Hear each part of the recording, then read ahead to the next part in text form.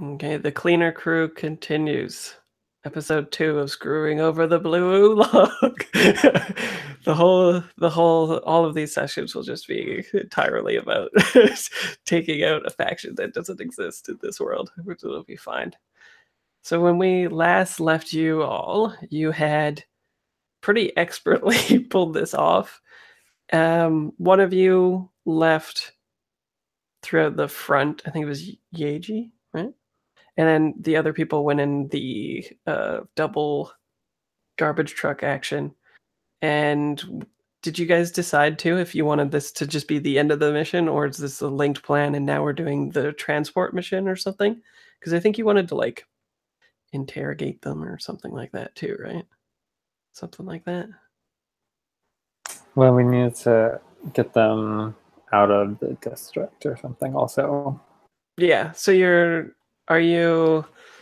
is the garbage truck a part of the plan to get them out? Or is that a separate thing that you're going to do later? And right now you're just like, and we get them back to the base. I'm all right starting like they're already back at the base and like we can have questions and things like that. Yeah. I'd be happy to do like mark off documents to say, right, we have the correct papers to get the garbage truck, whatever checkpoints we need to go through. Yeah, checkpoints. The only issue with that is that there's like tech set up going from district to district and outside that scan your nanites, and yours are not broadcasting anything because they're hacked. And the individual inside probably would be. So you might need maybe specialized tech or something. You could check off for that instead. And maybe you just have, I don't know, set up something where it's like... I'd also argue, like with probably the garbage that gets generated, the truck is heavily shielded, so this... Sure. So like that's why you can't read our nano machines inside of us, because we're sitting in the truck. But yeah, I'll mark off specialized tech to have that stuff to let us get back. Yeah, because you're trying to get them out of the city, and I think you're taking them to the Rust as another crossed over thing, Darren. Oh, let me put my phone on silent. So, let's see.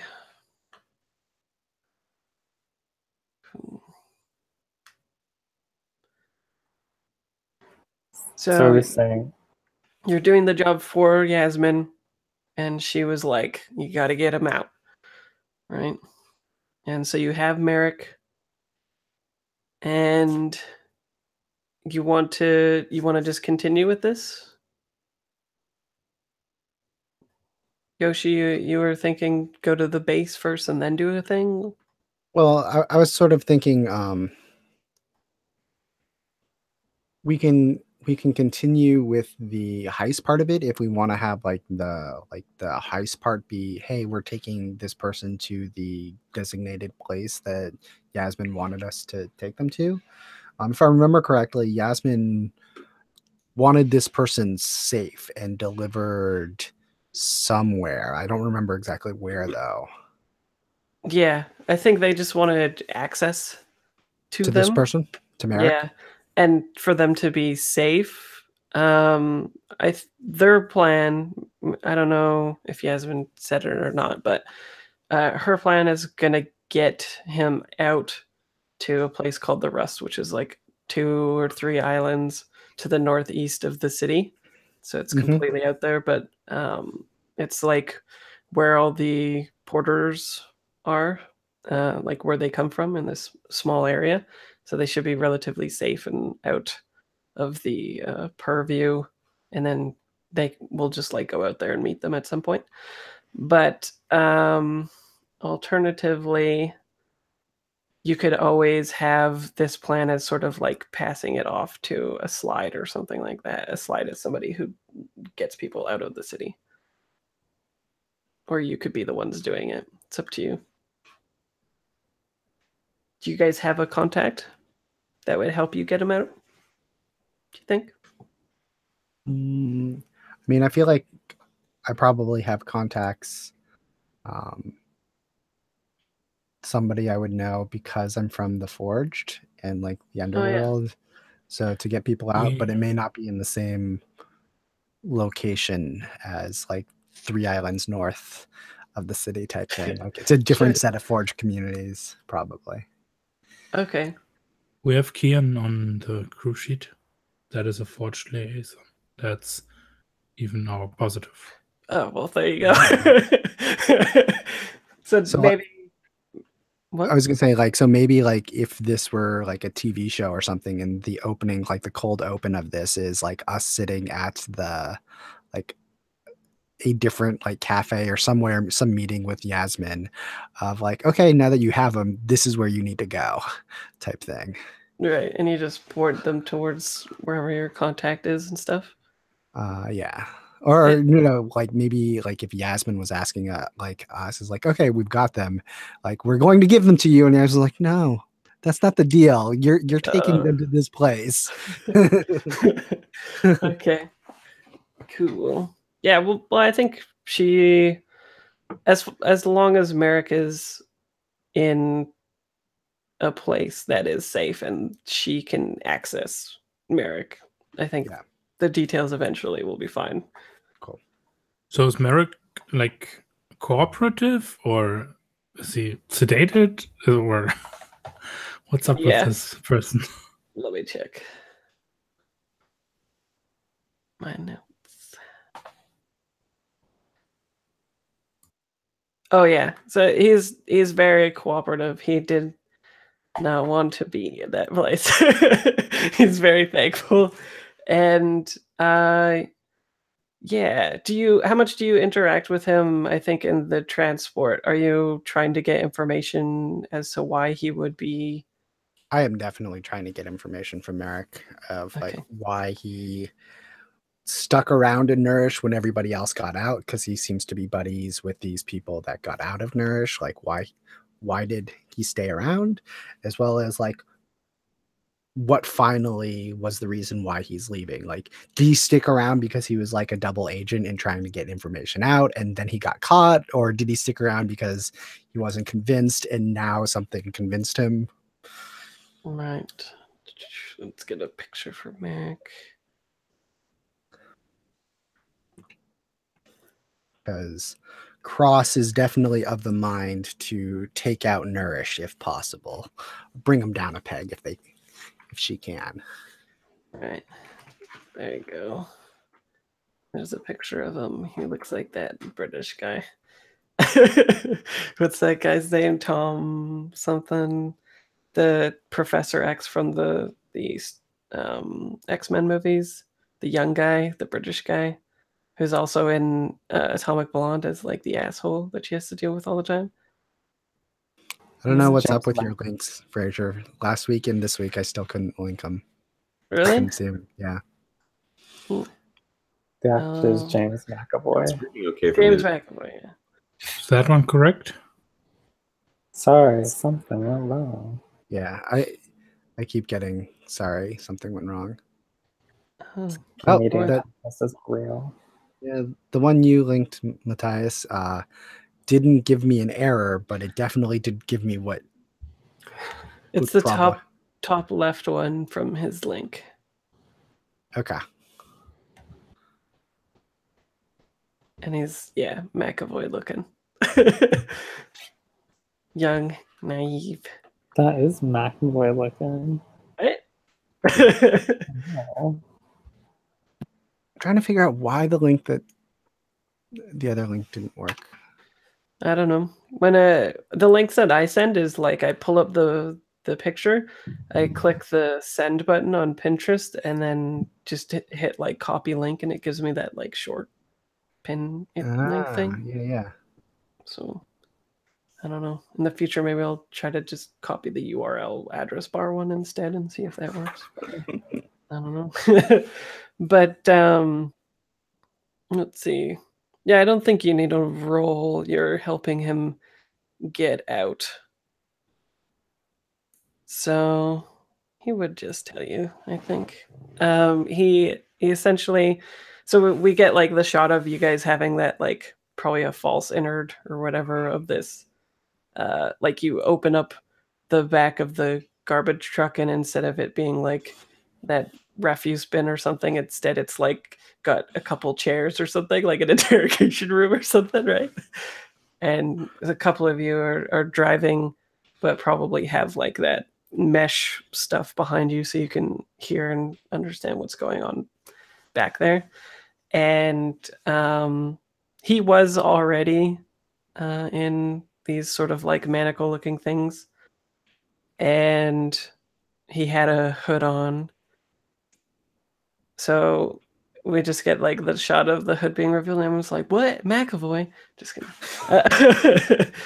But yeah, he says he stayed at Nourish at the behest of Yasmin to begin with. Like initially, he was going to be a sort of double agent, but Nourish caught on to what they were doing and then started moving him from place to place, but didn't want to get rid of him because he was working on reverse engineering the formula for screen, and that way they could push out manufactured light. Manufactured light. The word on the street is that they, in the early days of Shelter One, they found a scientist that like was going to release this formula for free to everybody. They kind of like bagged the scientist, took the formula, started making it for themselves, and now they're like an institution of the city because everybody needs them to basically get by. If you're out in the sun, you basically need this, right? So all the laborers need it, the porters need it, etc. Yeah, capitalism, exactly.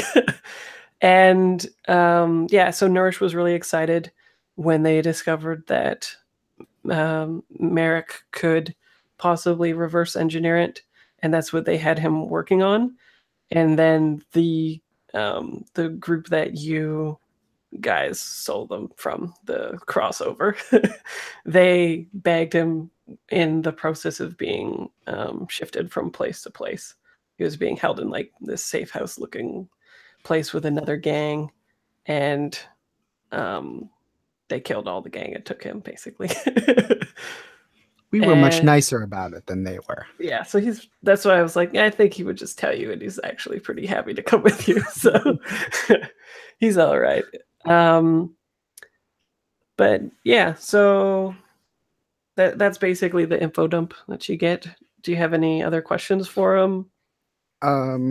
First quick question is more setting thing. So who produces Screen? Because it's not Nourish currently.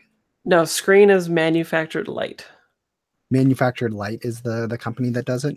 Yeah, they hang out. Their like turf, quote unquote, is by the docks. Cool. All right.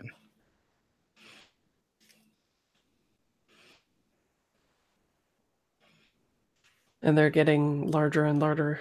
And yeah, they're a tier 3 stronghold faction. Cool. So, and we have it from Yasmin to take him out of the city to rest. That's our next assignment, right? Yeah, or to a place that's safe and then they can get them out. Okay, cool. I can't recall exactly. But as long as he's extracted, they can get to him, or they can get, or he's out, then yeah. Yeah, and so I think there's probably just some chatter between Cross and Merrick that is like friendly, like back and forth, figuring this information out, and it's sort of like along the lines like when she figures out that he could possibly reverse engineer Screen, she like kind of leans in and gets very curious, and it's like, if you could do that, that would be a tremendous edge that we could use in taking down all of these corporations that seem to have a hold on everyone. And probably, I would assume Yasmin wouldn't have wanted him to spill the beans about everything like that, but Probably. Yeah. Are you suspicious of any of the information that he's giving you, or not telling the full truth or anything like that? Are you going to gather information and make sure or anything? Oh, sure. That sounds like a fantastic thing to actually do. Whatever. Gather information. What are my questions? Well, how are you doing it? Right. Well, depending on what the questions are, I'm going to figure out how I'm Oh. actually doing it. Sure, that's fair. um, so, like, I think I have a tendency to believe him, like what he is, whether or not he's actually telling the truth or not. So I think it's mostly just like talking like genuinely back and forth. So like when I hear about that and it's like, I don't know what your plans are, but like it could be really useful if you need my help to get there. I can't do what you can do. I can't reverse engineer screen. That's not something I wouldn't even know where to start. But if there is something that I can do to help you along that process, I think it's worthwhile. I think it is something if we could make it so that that was something more commonly, more cheaply available to everyone. It would be amazing for everybody here in the city as well as for all the communities out there outside of the city. Yeah. I think his like pulse quickens a little bit, and maybe he gets that one single sweat drop thing, right? Mm-hmm. And he's like, I think that whoever controls screen, you're right, could subvert, the existing order of things and simultaneously make a lot of money. But I have a feeling that that's probably why Yasmin has gone to such lengths to get me out, right? Yeah, probably. I mean, as much as I would like to have some extra capital at hand, I would love to be able to give those people who don't have the means that are outside the city, the forge communities. That's what I would love to allow them to have better access to something where they could truly use it. The people in here, yeah, some of them can use it, but it's for holidays, for trips, for excursions that are not really what needs to go on. But those that live outside of the city, they're the ones who could really benefit from that formula. So it kind of sounds to me like it would be fun if we had a clock and you're trying to like turn him into like a double agent for y'all or something. Sure, I'm down for that. Yeah. Let's say it's a 6 o'clock. And do we have like a flashback of all of you guys talking about this? Like once we get him out. I have a flashback that Okay. I think this is Cross and the Steve standing with inside of this truck, right, with the back open, so there's like normal light coming in, and I'm pulling open a compartment, and I've got like a little device in my hand, and I say, if he's the right candidate, give this to him, then he can send us so he can get in touch should he ever need us. And I put it in, close the compartment, and I kind of want to set you up to get bigger effect here. Okay. So it's a downtime action acquiring an asset or something, or what? Yeah, or like modifying something. This is like a special use kind of thing. Okay. I imagine this is not much more than a beeper, kind of, right? Right. It's a big functionality, but it could be a maybe it's not even. Yeah, maybe it even takes some time to reach us when he uses it.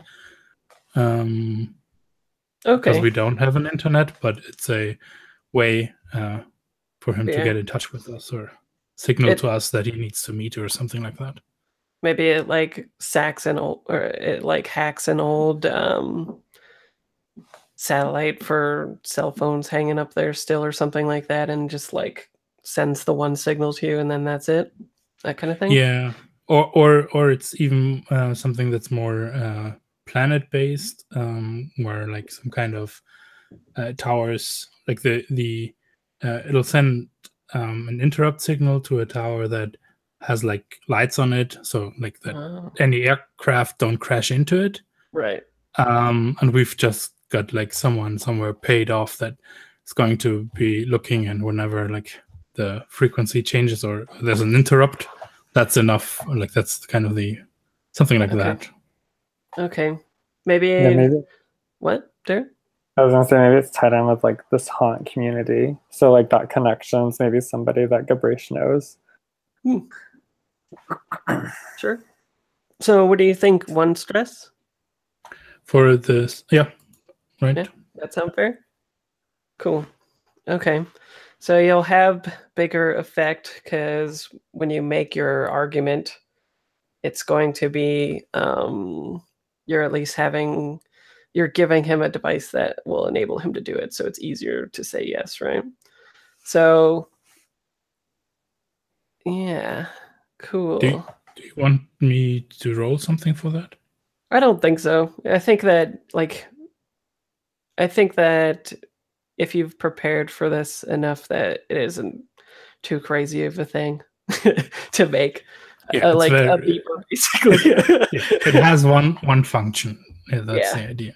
I think that you probably couldn't really fuck it up, so I'm down with it. Cool. So you'll get more effect, and we'll treat it like a like normal clock, which is a 6 gets you 3, right? A crit gets you 5. So you'll probably need 2 actions going on.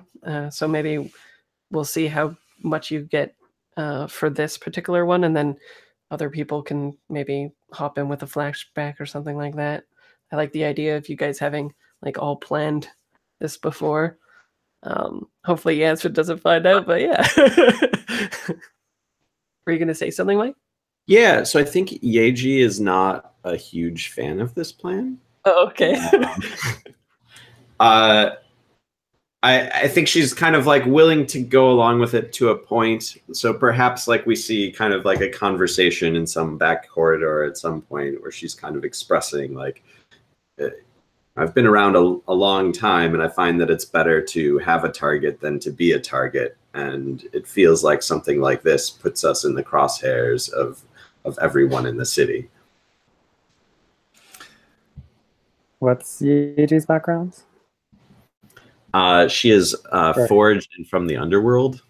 Oh, she's forged too. Okay. I think if I can have that scene with you, I think Gabrish maybe is talking with you in the back alley. You're talking about that? Okay. I'm imagining this like hits really close to home for Yeji because like she's the grasshopper heritage. So she like had to, I think she had to immigrate into the city like as a kid.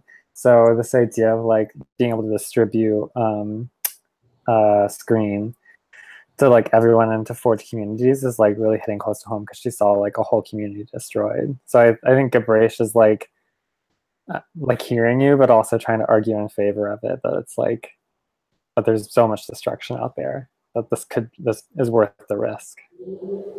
And yeah, like Eiji's like, I've been there. I know what it's like out there.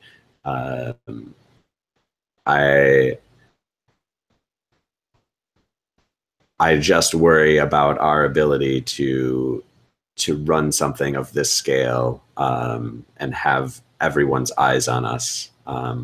perhaps there's a way that we can keep the attention off of us while still pursuing the same means, or the same ends, I guess. Yeah, I think Gabrish takes out her tablet and just like, oh, I'm sure there's someone we can pin this on. And then maybe there'll be another flashback later, I don't know, but of Gabrish. It's a great setup for like reducing heat if we want to do that in downtime. Mm-hmm. Yeah, just like leaking some information and pinning some stuff later. Because yeah, that's a good point from me. Yeah, reducing heat, or even like a long-term project, depending on what your ultimate goal. Yeah, is. maybe let's do that. Maybe let's make it a long-term project, and we can just like set up a clock now and roll with it. Okay, but that makes sense. You wouldn't have done it yet because we don't know if you've turned them yet, right? Oh, that's a good point. Yeah. Unfortunately, my character can't see into the future. Yeah. Okay. Hold off on that, and then during downtime, depending on how things go, then you'll. All right. So, quick mechanical note then. If I remember correctly, we didn't complete the mission yet because we're still in the middle of it. So, like, we haven't gotten paid yet, and we haven't done like downtime and stuff. Yeah. Like, we haven't done heat and anything from acquiring the mission. So maybe we should wrap that stuff up so that we can set up those downtime actions that can clean up heat and things along those lines. Yeah, I think that was just a flashback. Cool. Yeah. No, that makes sense. Yeah. So, okay. So let's see how your role goes. And then if people want to do additional actions to try to turn them, then that will be completely fine. And you've already got this set up for this one. This feels like I'm going to. So, like, what's the difference between command and sway again? I got to go look that up. Command is like you're manipulating them, and sway is more like charm. Like you want to be friends, which sounds kind of like what you're doing. This feels way more like sway, despite the fact I have 0 dots in sway. Yeah. Well, that's good. So I'm going to push myself, and I think this really, the pushing myself just looks like you can see that Cross is a little bit stressed out and like very both stressed and excited and animated about this. Like, this is something she really cares about, and so like that probably gives him just a little bit of leverage in the situation of what he could demand or things like that. And that's where that pushing myself like appears on screen. Okay. And does someone want to help? Yeah. And I can, instead of pushing yourself too, I can offer a ripple, which is, yes, we'll find out. At the moment, I'm going to push myself just because I only had 1 stress. And so to get some stress on the board, so I'm possibly doing something else with that. Yeah, it's a terrible offer anyway. So, Darren, what were you saying? I'll help. I agree ideologically. So I think it would make sense that Gabrish is just like backing up what you're saying and like, I don't know, probably pulling up evidence of like news feeds and like, stats. Sure. Okay. Cool. All right, so I'm gonna hit sway and I'll get 2 bonus die. I guess and +1 effect, right? Yeah. And it's risky, I think. Yep. It's still risky, but you'll have great effect at least, which is 3, which is nice.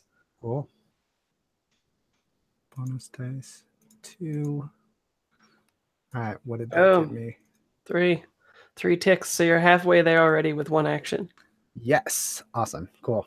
So maybe you even like, maybe he's got like a pocketed shirt or something like that, and you like slide the device in there, right? Yeah. You're like, assume the sale, right? Yep, exactly. I slide it in and just like kind of like nod, and then kind of like lean back into the chair I was in before.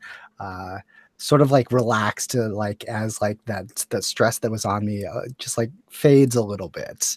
Like, yeah, I did well. And I think he's like thinking about it, right? Like people can tell visually that he's on the precipice of turning. And then does somebody have another idea to take him all the way? He's halfway there.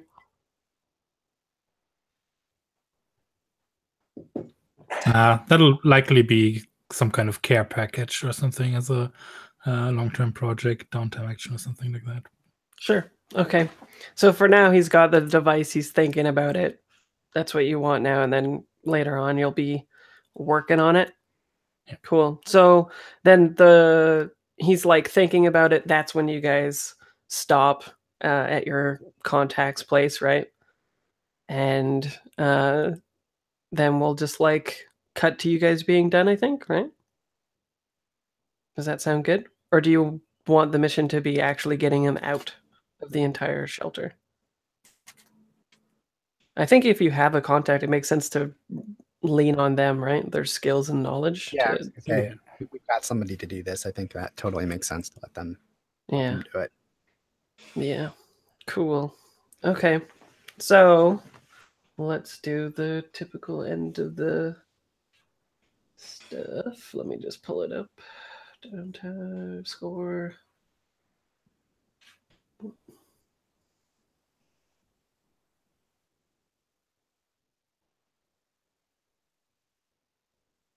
Okay. So typically you earn 2 rep. Higher tier, most definitely. Well, the person you're extracting is higher tier. But, oh yeah, actually they are. So either way you cut it, it's +1. So 3 rep. It's not lower tier. Who wants to mark this on the... I can. Perfect. Yeah. Thank you. So it's 3 rep because they're higher tier. Mhm. And jewels. Let's see. Minor job, small job, standard job. I think it's a big score.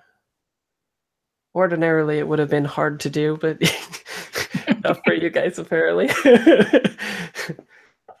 Y'all are just impressive. So let's do 8 jewels for that. Okay. Shall we just everybody gets 1 and I put 4 into the crew sheet and to the bank, basically? Or do we want to divide it up? Question for the players. Yeah. Sounds good to me. Yeah, Or you guys everybody can, just gets 2. you could always spend it from the crew sheet anyway, too, right? So Cool. That works for me. no big deal. Then everybody can mark 1. Heat, smooth and quiet, contained, loud and chaotic, wild and devastating. What do you all think? I think that you were caught a little bit on tape, right? Yeah. But we were framing the coil. That's true. You did frame them pretty well, too. As I Yeah, that recall. was resisted, actually, right? Or like to some degree. Yeah, I think both of them were, right? Like when you were caught on camera, you were wearing coil stuff. And then later on, the kid was punching, you're like, the coil! So I don't know. I think nobody knows that you did this for now. Right? Yeah. Smooth and quiet. Yeah, smooth and quiet, 0 heat. That's how you do. We don't want 0 heat, though. You don't want 0 heat? Yeah, because 0 heat also means 0 rep.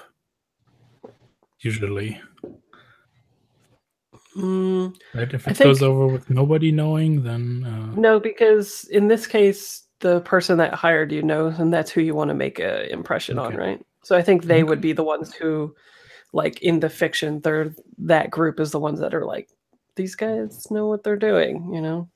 I wouldn't not recommend them. Yeah, that's about the level we are, yes. Yeah. No incarceration, entanglements. Cool. But let's see.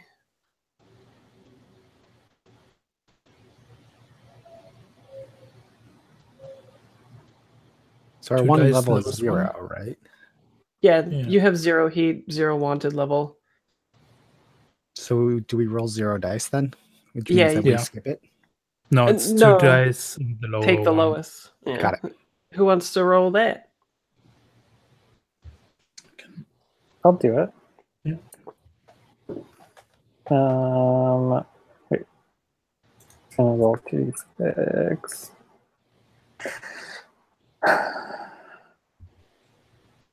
Come on, roll 20. There you go. Great, cool, love it. That's the times I want a 6. 2 6. Nice. Wonderful. Cool. So you crit. You crit your engagement. That's funny. I like that. I had a good feeling about that roll. Well, what are your so it's cooperation +3 satisfaction asks you for a favor. Do you have any ones that are +3? Would this job have pushed you to? You'll definitely get +1 status with these people, and I think those are the people that. Yeah, that was the aim we had, right?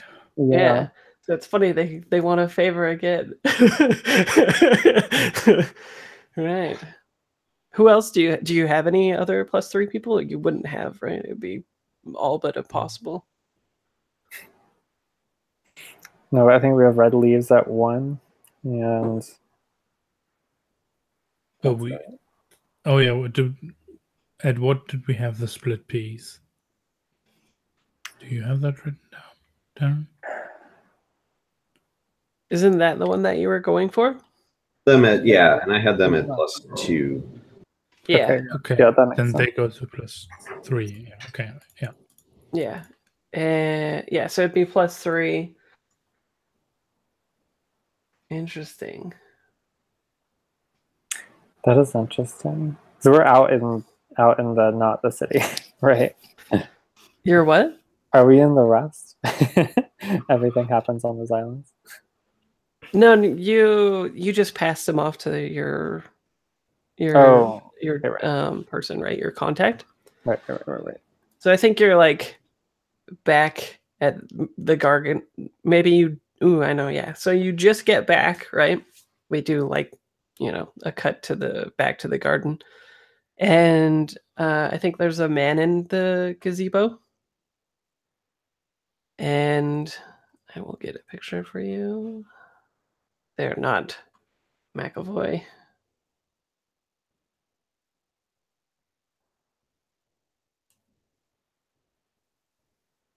I have so many good pictures. I'm excited to be able to share them. No, not like that. Here we go.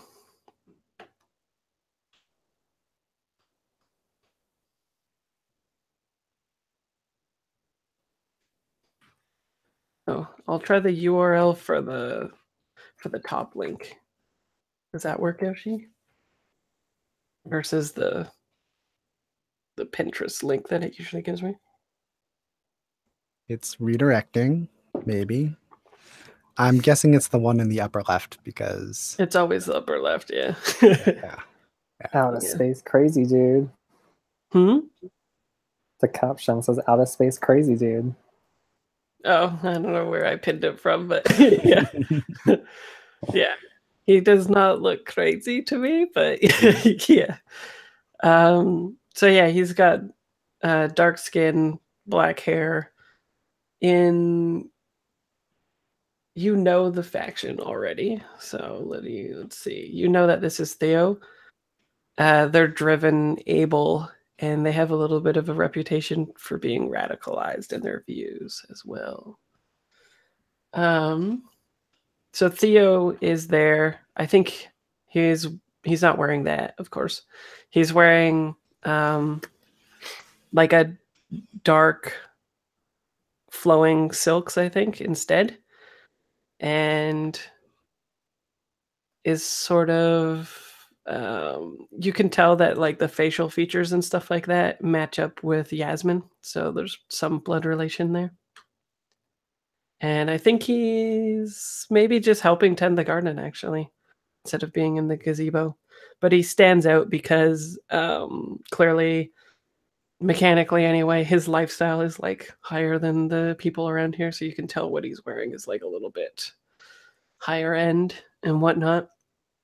And as you are coming in, do you guys still have your what do you think? Is this like a little bit later? Or do you still have your like disguises on and stuff like that as you roll up? Or what do you think would be fun? Brace. Oh, you know what, Gerbrace? It's a jumpsuit that she's in, and she definitely has the top, or they have the top like unzipped and like tied around their waist, like baggy pants, tied off jumpsuit. Cool.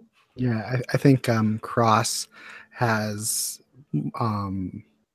the same, like they haven't really changed very much from like the casual clothes that we're trying to blend in with the crowd. So like they're still in that like normal like casual clothes, but they've taken off the coil like jacket that they had on that they were using to deflect there, and instead of wearing it, they're just like holding it, carrying it. Okay, cool. And actually, I guess Yeji, you'd be there a little bit before everybody else, right? Because you didn't go for a little ride at all. That probably makes sense. Yeah. Yeah. So why don't we have, for the player knowledge anyway, you guys come into this conversation as it's like already happening with Yeji, maybe. So I think you get back, Yeji. He's tending the garden a little bit, and as he sees you approach, he stands up and greets you, and kind of like does that thing where people put their hand on your shoulder to like move you to where they want to go in a like a light touch kind of way, and also like kind of a conspiratorial thing going on. And he kind of like moves you over to the gazebo, which I went to painstaking lengths to find a cool picture of. It's on the sessions for the next month. I don't know if you saw it, but it's really cool. It's got like all the plant life going up the wall and then kind of comprising the ceiling with the two chairs there and stuff. We also know that there's some benches there, but that I had to make do with the picture. And he kind of sits down and he takes out a package, and I think it's really like aromatic. It'd be something like 2 joules worth of like ruby oolong tea, something like that. And I think he starts, maybe there's like a tea set already at the table, and he starts like preparing it for you.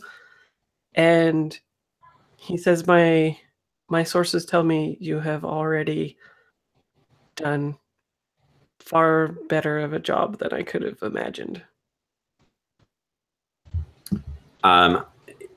Yeji's playing pretty chill because she doesn't quiet about this. She doesn't necessarily know if this guy is connected in a good way or a bad way to what they've just done. Well, or does she? You know, yeah, because if you're +3 with the faction and you were +2 before, I think that you would have already known the faction. You already knew Yasmin a little bit. You know of him. He's definitely your friend. He's not here to like fuck you over, stuff like that. Yeah. Okay. And she says, "Yeah, that's what we do." And then, like, is he very good at preparing this tea? Yeah, he's like exceptionally good at it. Maybe too good. And so like, and maybe like you can kind of, the camera can kind of check like Yeji like trying to like like his preparation of this tea to like criticize it in some way. Like get some type of like superiority out of this situation, that she knows more than he does, and just like she just is kind of looking and is definitely impressed, but impressed in that way that she can't sort of like do you want to do a gather information or an action roll with it, and then or like, do you want to abstract it that way, or do you just want to role play it? No, I think just role playing it in this situation, that she's just kind of it's kind of probably in her character to kind of criticize people's preparation of things. Okay. Well, actually, why don't you do a gather information via study or survey, and I'll give you some more information on Theo that you otherwise wouldn't have had, because I bet you that if you got something, you'd be able to tell from how he's preparing it certain things about him. Like essentially, if he's from a Forge community, he would prepare it in a certain way, and Okay. you would know like where he was taught, that kind of stuff, right? Got it. How do I roll this then? So tell me how you're doing it, and then just pick an action roll, and we'll go from there. Yeah, like I think like I am like eyeing the way that he's preparing it and that kind of thing, and just trying to recognize like maybe looking a little bit deeper to that, like I recognize that he definitely knows what he's doing. So maybe at this point, like now I'm trying to like pick up like any particularities about how he is preparing this tea, and yeah. Okay, cool. So roll that up, and you're in a controlled position. Okay. This is just gathering information. So This is under study then, or yeah, Okay. and it's just a gather information roll. So don't worry about the position, effect, etc. Unless you want to push yourself, you can just roll your normal stat. I really want to know. okay? So then I am just how do I just a 2d6? And you can use your stat. Just like click through the like risky standards is fine. Whatever you want to set it at. It just doesn't really matter for that. I got it.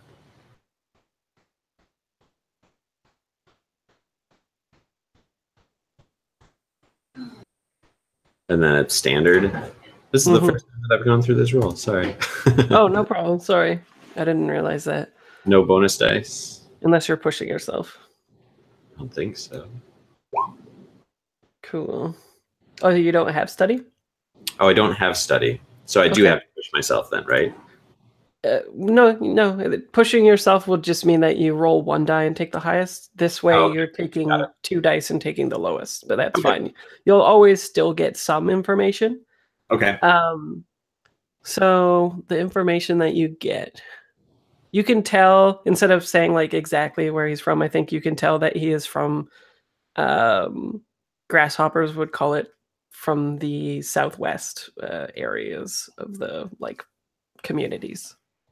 So you've kind of narrowed it down a little bit. But if you had gotten like a 6 or something, I would have been like, he's from this town. Sure. Yeah. Which is probably where they're keeping this dude, right? So yeah. And I think within the fiction, like Yeji's mind is deteriorating. So she's probably, some form of Alzheimer's or something like that. So she's losing memories. So perhaps she would have known this a decade earlier. But my thought is we can kind of frame some of that stuff like that. If it's things that you would think like based on her history, she would know. She has forgotten. Okay. Yeah, well, and it's enough information that you can, if it's something important to you, you can always pursue it on a long-term project, right? Right now, it's Sure. it's like one of those things that's on the tip of your tongue that you just like can't remember, and then he just like continues preparing it and stuff like that, right? And so he prepares the tea. It's really nice, and I think after each of you take the first sip, he says, I'm afraid that I must ask one more thing of you. We're all here at this point. Like you said, we're all sipping tea. Yeah, you think so? Sure. Yeah, that's fine. That's funny. Let's see. Enemies. I think get the garbage man outfit like packed under an arm and putting it on the side somewhere. We can wrap them up and take them away. Yeah. But yeah. Tea first. Mm-hmm.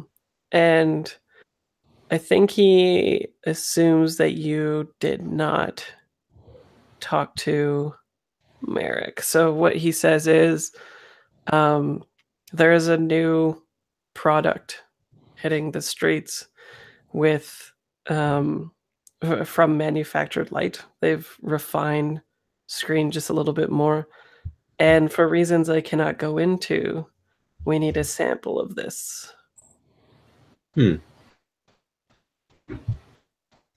How big a sample do you need?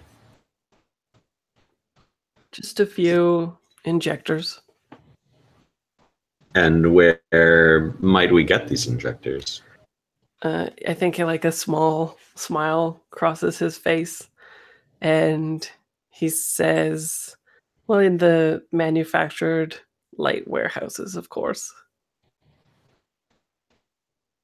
And I'm assuming the reason why we need to acquire these this way rather than just buying them is that they're still in the experimental phase and cannot be released. He just like nods, and he still has that like thin smile across his face. You can tell that he's like impressed with the questions that you guys are answering or asking. What's Split P gonna do with new screen?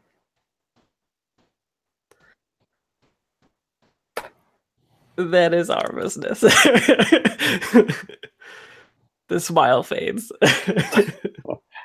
Well, if we're robbing manufactured light, I think it's gonna become our business too, right? This Aren't we close now? the are we close? Nice. They're super friendly with you, yes, but that doesn't mean that.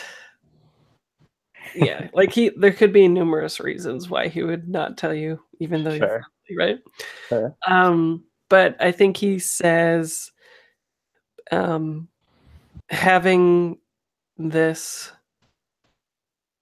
it's at least a year away from actually hitting the streets, so you will also make a lot of profit from this. Having something that is so sought after and does and will not be released for some time. Of course, like inclines his head a little bit. It's also slightly dangerous. That smile returns. Seen dozens of versions of Screen come out over the years. Why does a year matter? What makes this so special? This one in particular, they say that they're trying to combine a different drug into Screen, one that makes people believe that they are it's not a hallucination per se, but it makes them feel like they are outside when they are taking Screen, especially effective for, say, porters. Darren, are you trying to say something? You're muted. Yeah, no, I was just thinking about it makes them feel like they're outside. No, I don't have anything to say. Just processing as a person. It's also, this is another crossover, by the way, for anyone who's seen the other ones. But yeah, and it's also a little bit of a foreshadowing for the other game, actually. But yeah, they're essentially trying to combine another drug that's just hit the streets with Screen to effectively make this other product obsolete, which is their competition at the moment. They're trying to combine both effects so that when you get a hit of Screen, you also feel like you're outside, you can breathe like fresh air and stuff like that.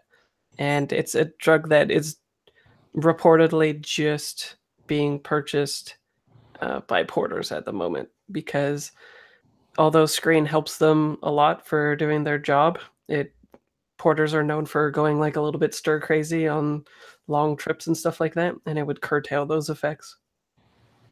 Like in between sips of tea, Gabrish asks, is this just being held in a warehouse, or do you know if it's moving anywhere? My sources say that for at least a few days' time, there is one particular shipment that will be held in the warehouse before it is moved. And all you want is injectors. You don't want the source. You don't want the formula. You just want a sample. I just need the sample. I think going after the source now would tip our hand a little too far. And as players, of course, you know that, like, once they hear that, if they ever hear that Merrick is on the streets, that's bad news for them because they do not want anybody reverse engineering that formula for sure. Like, their first plan would be like kill the guy for sure.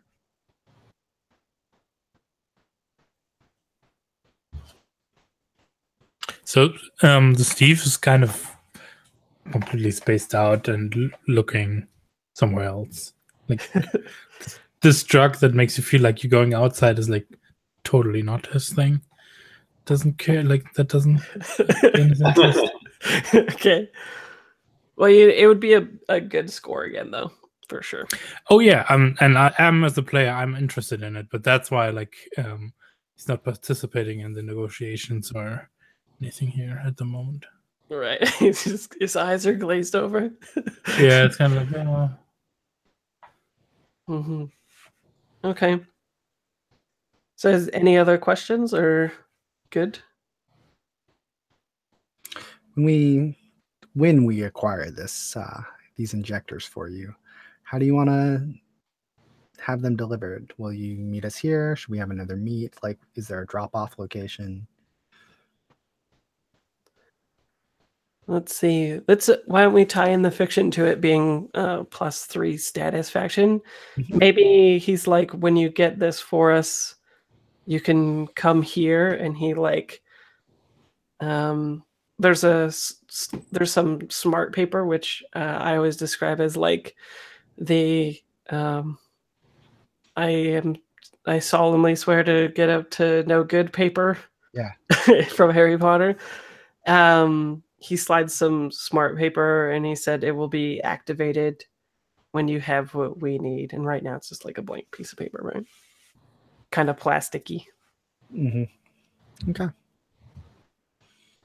And then he walks away. And the tea was amazing. Yeah. Cool. Sit there, finish my tea before getting up and doing anything else. Yeah. So you have an opportunity right away. That's nice. Cool. So let's move into the downtime. What does everybody want to do? We'll go. Let's go left to right. Jaren, what you doing? What is Gabraish up to? I think I know both of them. I want to start that long-term project to or well, we didn't get any heat last score, so maybe would it be even like useful to do? Well, hold on, wait. Let me start from the beginning. Okay. I was thinking of like starting a long-term score to like deflect our involvement and like getting Merrick out and like keeping him alive, but I guess now I'm not sure if that's necessary, unless it's like a long-term project to like keep it going, that he's like totally gone, or like erasing his identity and stuff. I think your contact would be like specialized in doing that kind of stuff. And as far as heat goes, yeah, you don't have any. You could, depending on if it's something that you want to enforce mechanically, the long-term project could be, yeah. What mechanical benefits do you want to get out of the long-term project? Before I was thinking like just maybe, I guess, reducing heat, or like in the future setting something up to help us keep from gaining heat. I'm not tied to this since I didn't think about after we resolved it. So let me just do the other thing, and then if I think of another downtime activity, we can do that. Are you trying to make the halfway clock full? Is that what you're? Oh, there is that project. Because that could be a thing, right? Oh, yeah. Wait.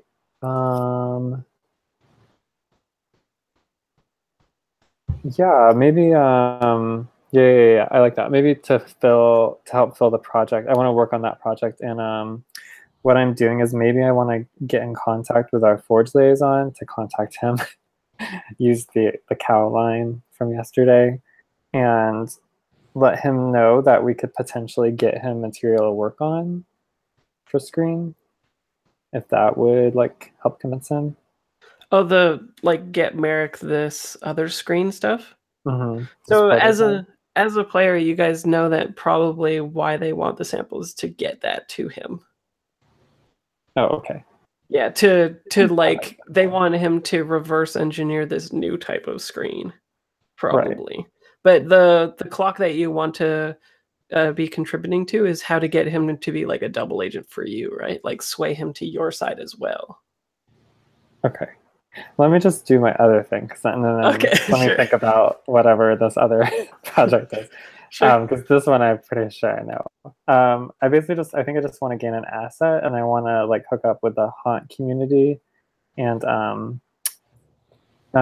just find out more about this warehouse for manufactured lights, like if it's blueprints or like security timetables or something like that. Okay, cool. Yeah. And you do that by like going and schmoozing or what? Yeah, I think I want to consort with some. I don't even know if I have points in consort, but that's what I'm imagining. Yeah, let's consort. Okay. With like this. Do you have points in it? Yeah, I have 1 dot. Okay, that's good. Cool. Yeah, I think maybe there's like a like really a really retro futuristic. I can't think of the word, like a low tech like it's like a beeper network. So like somehow I meet up with them in like some clandestine spot. Maybe there's like a warehouse or something, and I just want to pull the collective, basically, like see what resources people have and what I can leverage. Okay, cool. Okay, so you're doing this from the warehouse? No, I imagine I'll have to leave. Like maybe I set up the meeting from the community garden, but yeah, I'm gonna have to go somewhere in the city. Okay, yeah, sure. Like it can be whatever you want for what it looks like, but it could even be like you at a payphone, like sort of hacking it a little bit or whatever to display video, and then you showing them the warehouse and you all like talking over this line. Do the hackers thing, right? Where you like have the tape. Yeah. Yeah. You play the tape for like free long distance and shit, right? I got a quarter on a string. I'm gonna pull it back out. Yeah. Nice. You fooled them. I really like that idea, especially like you see Gabrish in a phone booth that there's some contraption on it, and but there's like 18 voices. Yeah, and you're like, some of you are gossiping about stuff, and other times you have to get them on track. You're like, cool. Like, it's nice that Yolene is doing this right now, but what about the warehouse, right? Yeah, like I plug in this like massive auxiliary cord, and like maybe there's just like general footage of the area or something like pulled off of a news feed that I'm showing them. And it's like, do you have a? Does it begin with like? I imagine that it's like raining, and then you wrap like tape or whatever around the booth that's like out of order or something, and then you're just like camped out on it with your stuff. Yeah. Yeah, there's like I put a black trash bag over the top half of it, and then there's like a cardboard out of order sign I stick on. Yeah, every once in a while or something, someone in a suit comes in and you're like, can you not fucking read or something? Or not. Yeah. Like I can hear you on the phone. Like, no, I'm fixing it. Yeah. Yeah, cool. Okay, roll it up. Okay. Let's see. Oh, I hope I didn't waste my critical. Yeah, that's funny. Well, I mean, you got a lead on a good job right away. Yeah, true. It's not the worst. True. I mean, yeah, Effects. there's worse Come things to on. roll than cooperation. Yeah, good point. What do I get? Roll 20. You got a 2. Oh, great. Cool. Love it. Nice. Okay, Gabrish. So, for one, did you want to pay more jewels to increase your effect? Or are you happy with yeah. limited information? Oh, well, I have that ability haunt, so I get +1 potent. Wait, Oh, so you have +1 yeah, effect. I have potent. Okay, cool. Whatever potency means. I have it. I have it. Yeah, it just means that you have more effect when you're doing these things. So, and what questions do you want to ask?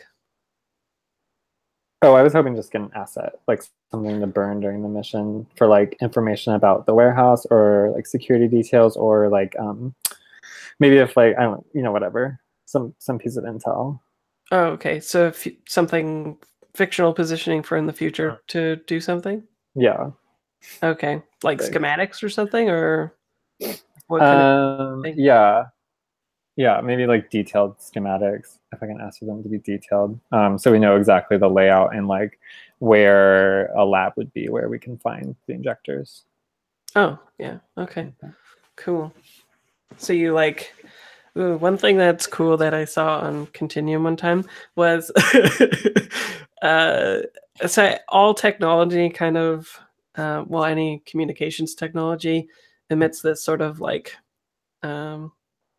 wavelength, and you can actually use it to ping other things in the room. So maybe as these people are like moving about, they like ping around, and it sort of like that's how you get the schematic, and then you also are able to tell which like crate or whatever it is with these specific injectors, because it's probably the most heavily trafficked. Like wherever all of them overlap the most is probably where it's going to be at, right? Sure. Cool. Yeah. And would it like help any to spend money also to spend jewels? You want money? What? No, would it help? Is there like anything else to gain from spending jewels on it since I have potency? Just if you wanted to spend a jewel, you could get the most information, but what? I don't know. The best information, essentially. It would make sense that I would like pay into this collective, but I don't know what else, what more. I think that's pretty good. Yeah. Yeah. So, okay. Yeah. And then so you get all this stuff, and then I think maybe the fade out scene is like you just talking with the collective more, right? Like gossiping and stuff. yeah, it's good British. Talking about like probably since we were on the mission, like finding out what the data runners are up to and like chatting about what do these haunts chat about in the city. It's probably a lot of like activist talk and like about immigration and stuff like that. Yeah. Well, you could just do another crossover thing, right? And talk about how like all this stuff went down in the Rust. Nobody knows about, right? Yeah, that's good. / what happened yesterday. Like, the dark web Usenet where everybody's posting these like live news reports. Yeah. Oh, what is this? I was just started a document to try to keep track of NPCs. Oh, cool. Awesome. That is neato. Okay, so what about the Steve? What is the Steve doing for his first downtime action? I think I don't know yet about how we access that, but we do have quarters, right? So I'm imagining that our actual quarters are actually underneath the guard. Sure, yeah, whatever you guys want. Or something like that. At least we're in a kind of completely enclosed space, like no windows and artificial lighting. And I think we see the Steve coming out of it's definitely a room with tiles, so it's some kind of bathroom, and he's wearing He's wearing nothing but shorts and has like a towel thrown over his shoulder, and Bunny slippers. yes, exactly, and slippers. Yeah. Yeah. Even bunny slippers are actually perfect for this, because maybe we have a low camera and we follow as he walks past the camera, and then we see into the other room. That room has a kind of high ceiling, and it's fairly big. And towards the end of it, it has those three concentric circles for full three-dimensional movement, like at least twisting and turning, right? And he straps himself into that, and from the innermost pulls up like a kind of thick cable in and plugs that into his forehead. And we see he's beginning some kind of movement and exercise. I'm training prowess. That's what I'm doing. Gotta plug it into your head to get that good stuff. Cool. Yeah, I mean it's yes. Yeah. Maybe next time we'll get like a shot from his POV, what he's actually seeing. Sure. Or something. Cool. Who knows? And that fills me up. And For gives me prowess? 1 point in finesse. Yeah. In finesse. Cool. Someone's got to be able to drive, right? Yeah. Maybe. I got 1 dot in finesse. Oh, good. Should have coordinated sooner. Oh, that's cool. I'm taking in finesse. Yeah, that's my first Cool. automation. What is Yeji doing for her first one? So, how realistic within the fiction would it be or she's interested in someone who can predict acts of God? Oh yeah, there's a lot of that from varying degrees of stuff, like people who are essentially fortune tellers, that level, to like actual meteorologists or whatever. But the people that are most accurate at it, Yeji would know about, because it would be forged communities that would be the best at doing it, probably. Okay. And then I think this kind of follows up on what Darren said. Is there any possibility that there would be people who can create them? Create an act of God? Yeah. Yeah. I spilled your secret that they're going to be scheduled. Oh, you did?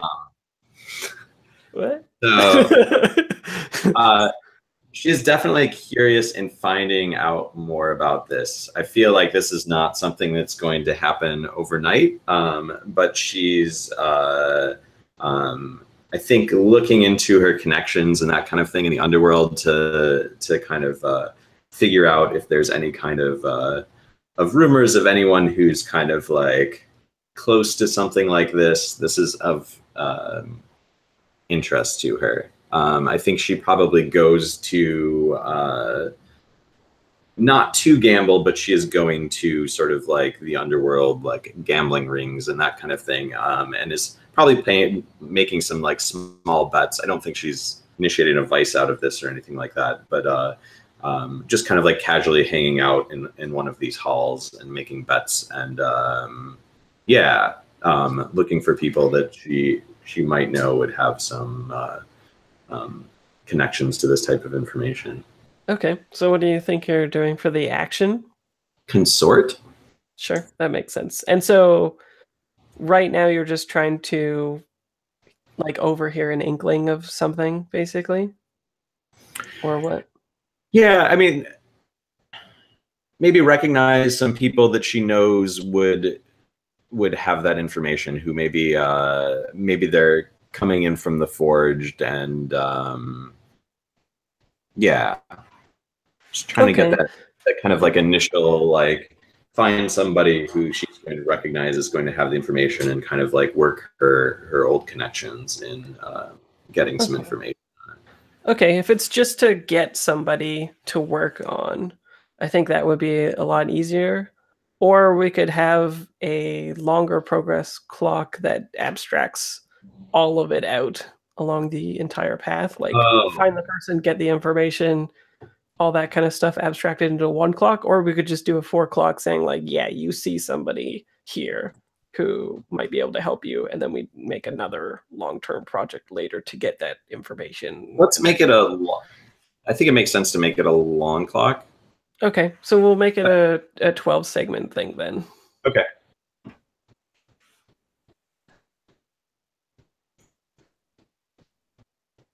And then this is just the first step, right?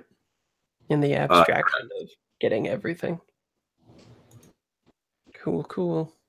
And is this going to be controlled then? It's just a downtime action, so you can you don't need to worry about position and effect. And standard and all that. Okay. Yeah. Cool. So you get 1 tick, and let's see. So you're looking for somebody who might know this stuff, right? From a forged territory that's like in the place? Yeah, somebody that I would recognize from my underworld past. One thing that I didn't mention is, so she gets her consort point out of essentially like it's a data bank that is plugged into her mind that is people that she has known in the past and that kind of thing. Like as her memory deteriorates, she has this sort of connection that there's certain people who are saved inside of that. Okay, cool. Okay, so yeah, I think you go to this underground place, and I think it totally is like a underground speakeasy jazz club looking thing with like a whole bunch of tables, right? I'm totally picturing the Black Panther thing where you like get sent, you talk to the one lady, like the fishmonger out front or whatever, right? And if she gives you the okay, then you go through the sliding door and it's like this literal underground club, right? Yeah, so on the top floor is where all the schmoozing happens. The bottom floor is where all the craps tables and, the magi, or not magi.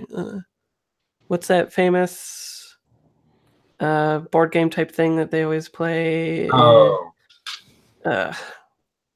can I? Yeah. That's there. For which culture? What famous board game? Mahjong, right? Yeah, Mahjong is Chinese. Yeah, and I think it would be a whole bunch of different stuff there. So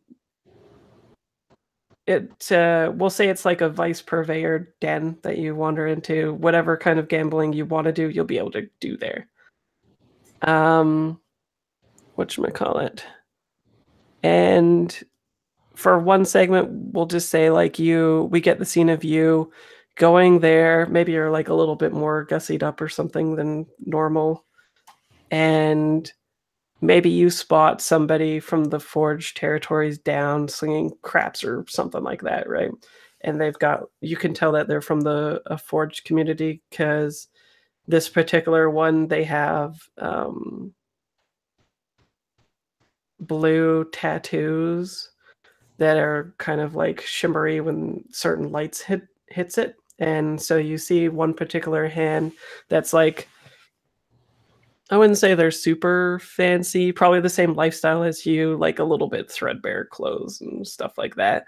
But when they sling the crab, the light hits their hand just right, and you see like the shimmery blue tattoo on their hand for just a second, and you're like, that's the person. And then we like do a cut, right? Back to Cross. What are you doing for your first downtime action? I think I'm like the actual action. I think is probably training prowess.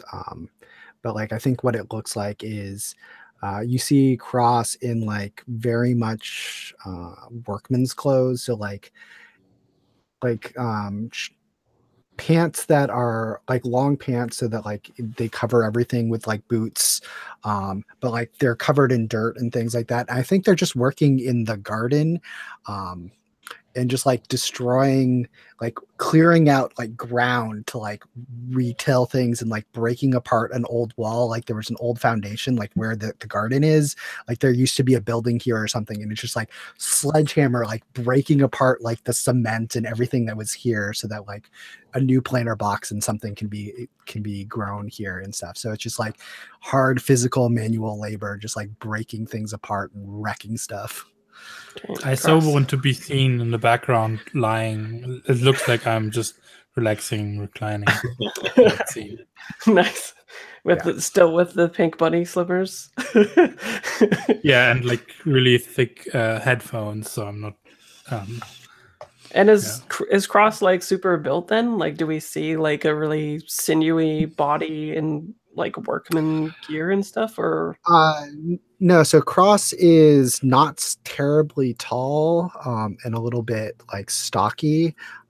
She was a pit fighter before, and so like I think part of what it is she's pretty strong and like physically built, but like because she's maybe only like 5'3" and is maybe more stronger than like her physical size would necessarily indicate.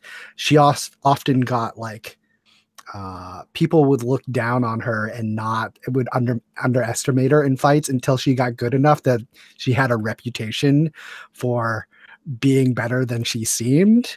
And so like I think you can sort of see that both in what's going on here is that one, she seems very small, but then you just see her just like wield a sledgehammer crushing this concrete like it's nothing. And you're like, oh, she's pretty good at this. Like I don't actually want to be in her way. Right. So like maybe visually we get like the shot of it looking like somewhat comical at first until it like swings and then there's like a still silence, and then when it actually lands it does that thing where the audio is like way louder than you thought it was and it just like crashes. Yeah, cool. exactly. And are you doing XP then? Yeah. So I'm training prowess. I'm trying to get the dot and wreck eventually so that I've got 4 in prowess, 1 in each of the things. So Oh dang, nice. Yeah. Well, it definitely sounds like wrecking. Cool. Why don't we take 5 and then we'll do the second round of downtime? Does that sound good? Awesome. Cool. Sounds good. So let's come back at 38. Sound good? Okay.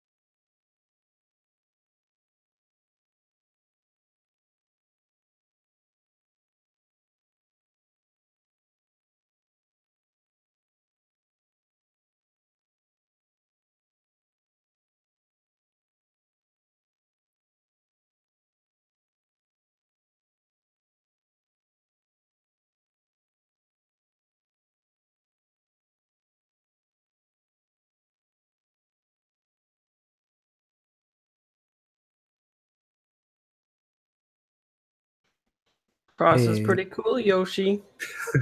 I thank you. Do you have a picture for Yasmin? Oh yeah, for sure. Or are you just gonna throw it into that doc so I could keep Yeah. track of it? Let's see.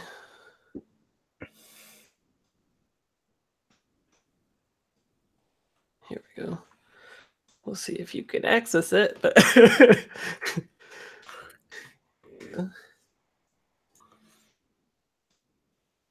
probably maybe another top left corner Yeah, thing. I'm assuming it's gonna be the top left. Yeah. That's weird that like Look at my picture. your picture? Yeah, so go to the picture of like my character sheet. Oh, is it the same? Tell me if is that the same picture that you had for Yasmin? Oh yeah, it was. That's funny. That's fine. We can get another one for Yasmin. It's a nice picture though, hey? Yeah, I saw it on the Pinterest board and I'm like, I'm stealing this. Yeah. Let's see, Yasmin.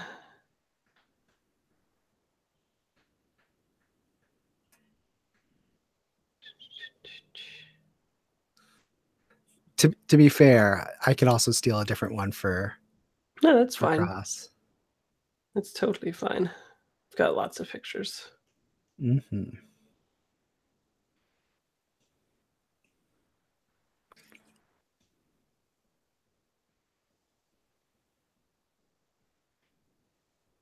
Should start adding sections to this one too.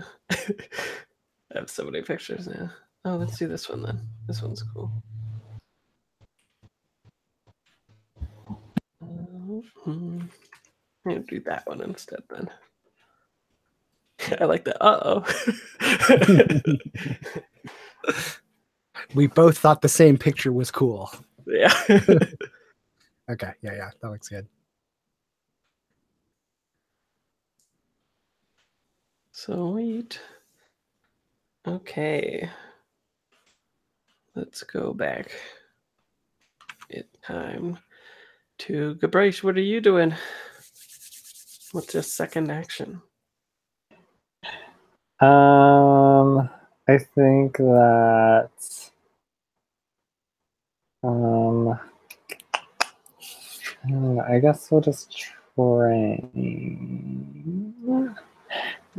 Remember that you have something trained for insight and prowess. You get double XP for. Insight and prowess.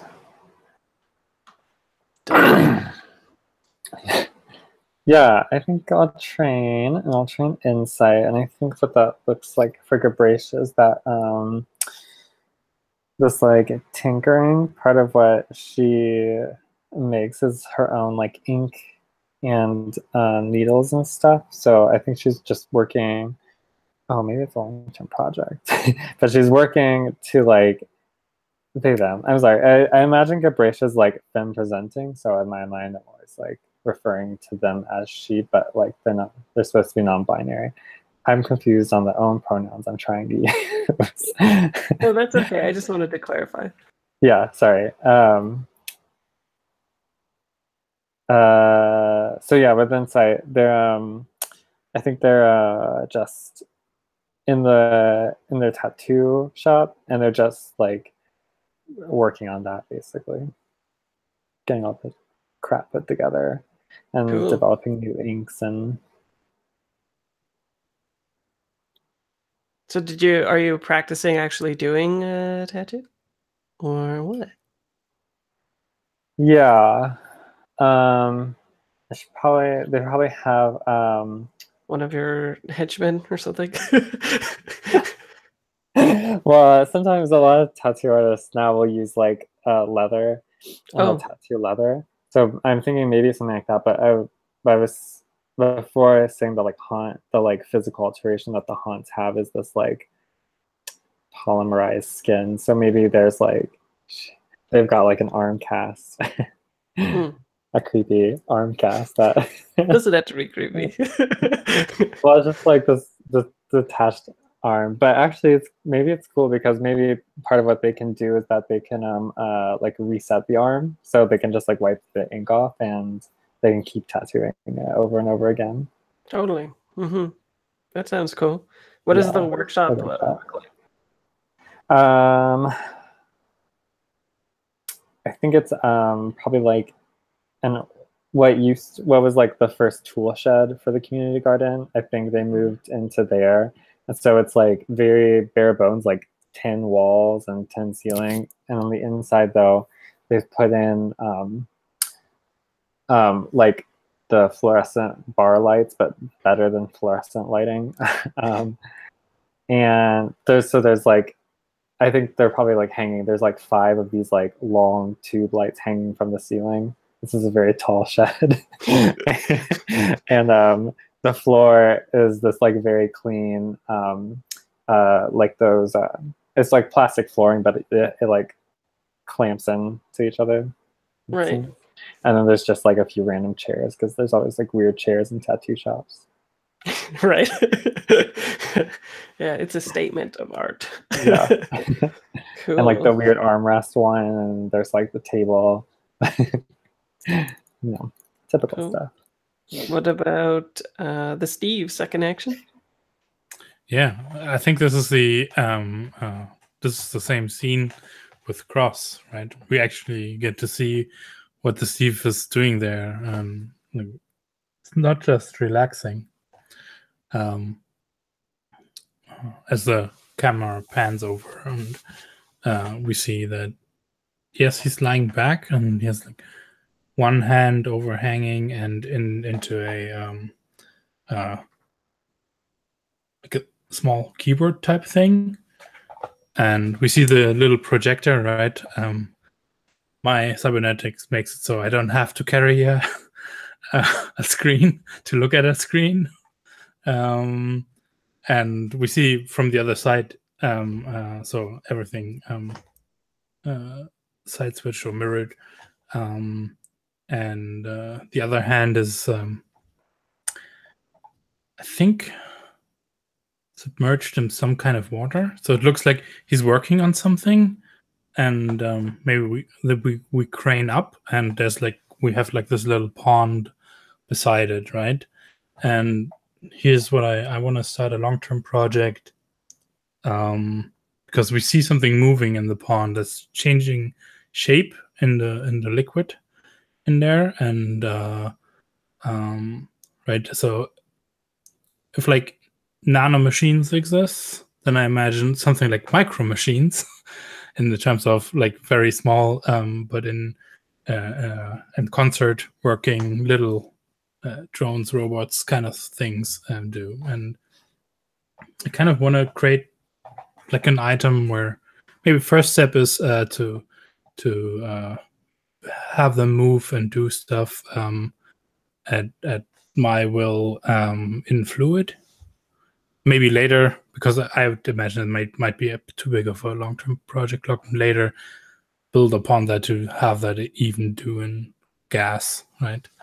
But that's the thing I want to be going for. Okay, so what do you want mechanically out of the first part?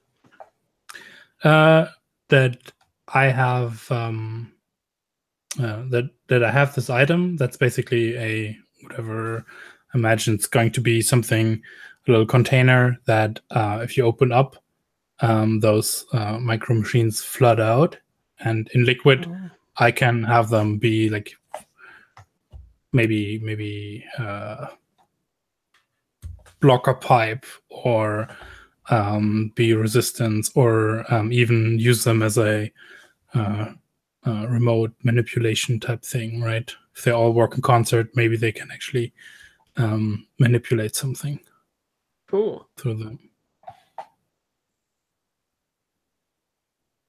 Cool. So are you crafting a gadget, basically? Yeah. Cool. I haven't hit this in my writing yet, but we'll just follow the Blades procedure for it then. Does that sound good? Yeah. Yeah, so, Blades procedure requires me. Then this is a study role, right? Yeah. Which, yeah. That's cool. What do you think? How big of a clock is this? So I think I have to do the blueprint first. That's the first clock, and then afterwards I can like make it, but that'll be a second thing. Yeah, that'll Right? be the creation question part.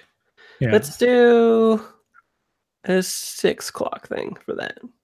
Yeah, that's cool.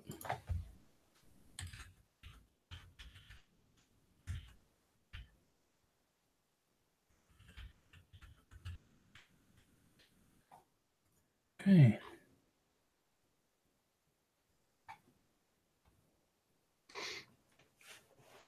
That sounds pretty cool.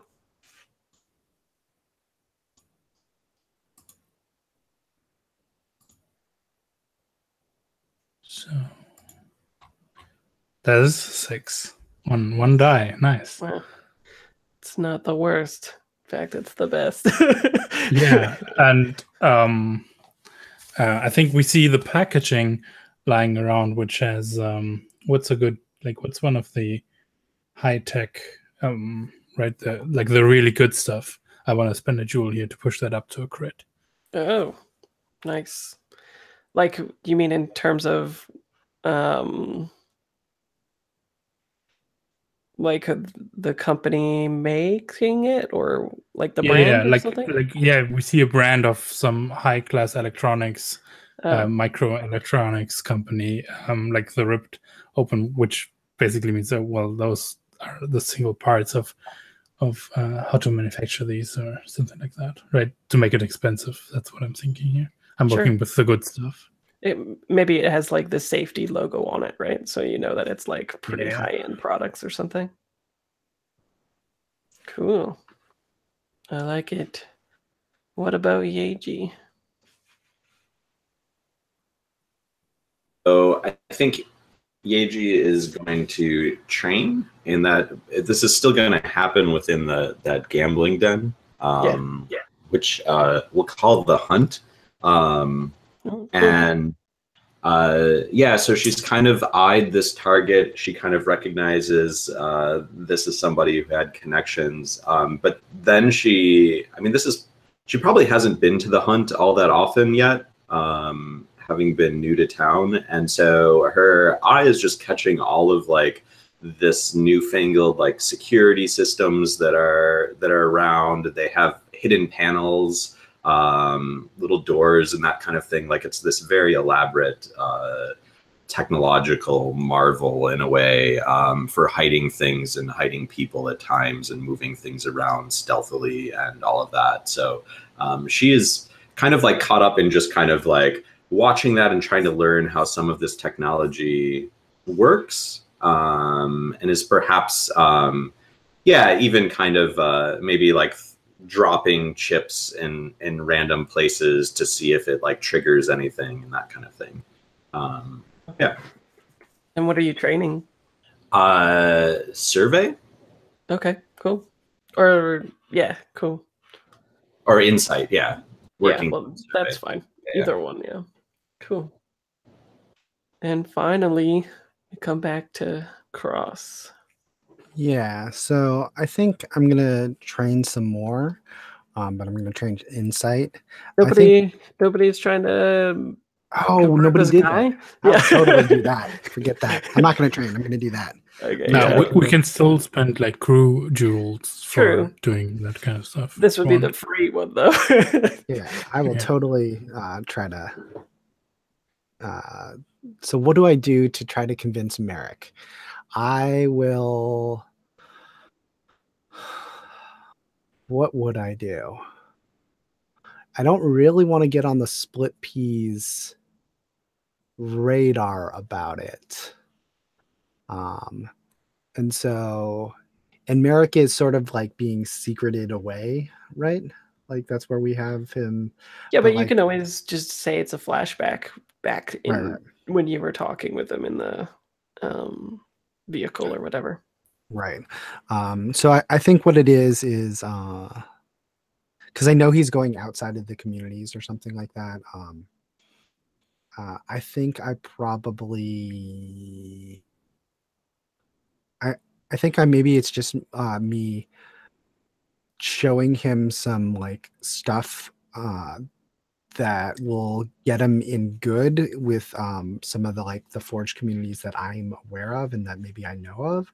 So it's sort of like, hey, if you need this help, like this is the person you should talk to. Like if something's going wrong, go here and like you like they'll take care of you. They'll keep you safe. They'll get word to me. And like I'll come here and like they're good people, that type of thing. Sounds good. So what do you think of doing for the action? What is that? That, I mean, all right, what's the difference between consort and sway?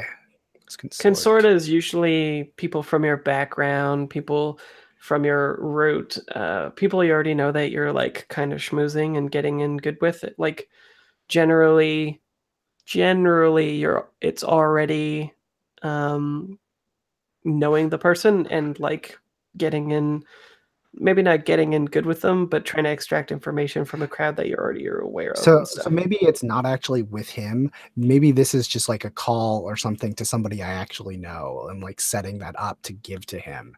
So but maybe... are you doing this like in the vehicle so he can overhear it, so he knows that you're like taking care of him or whatever? Yeah, something like that. And so I'm like, look, you're going to be on the outside. There's going to be some people. It's very different than here in the city. And these are like these people here, they'll help you out.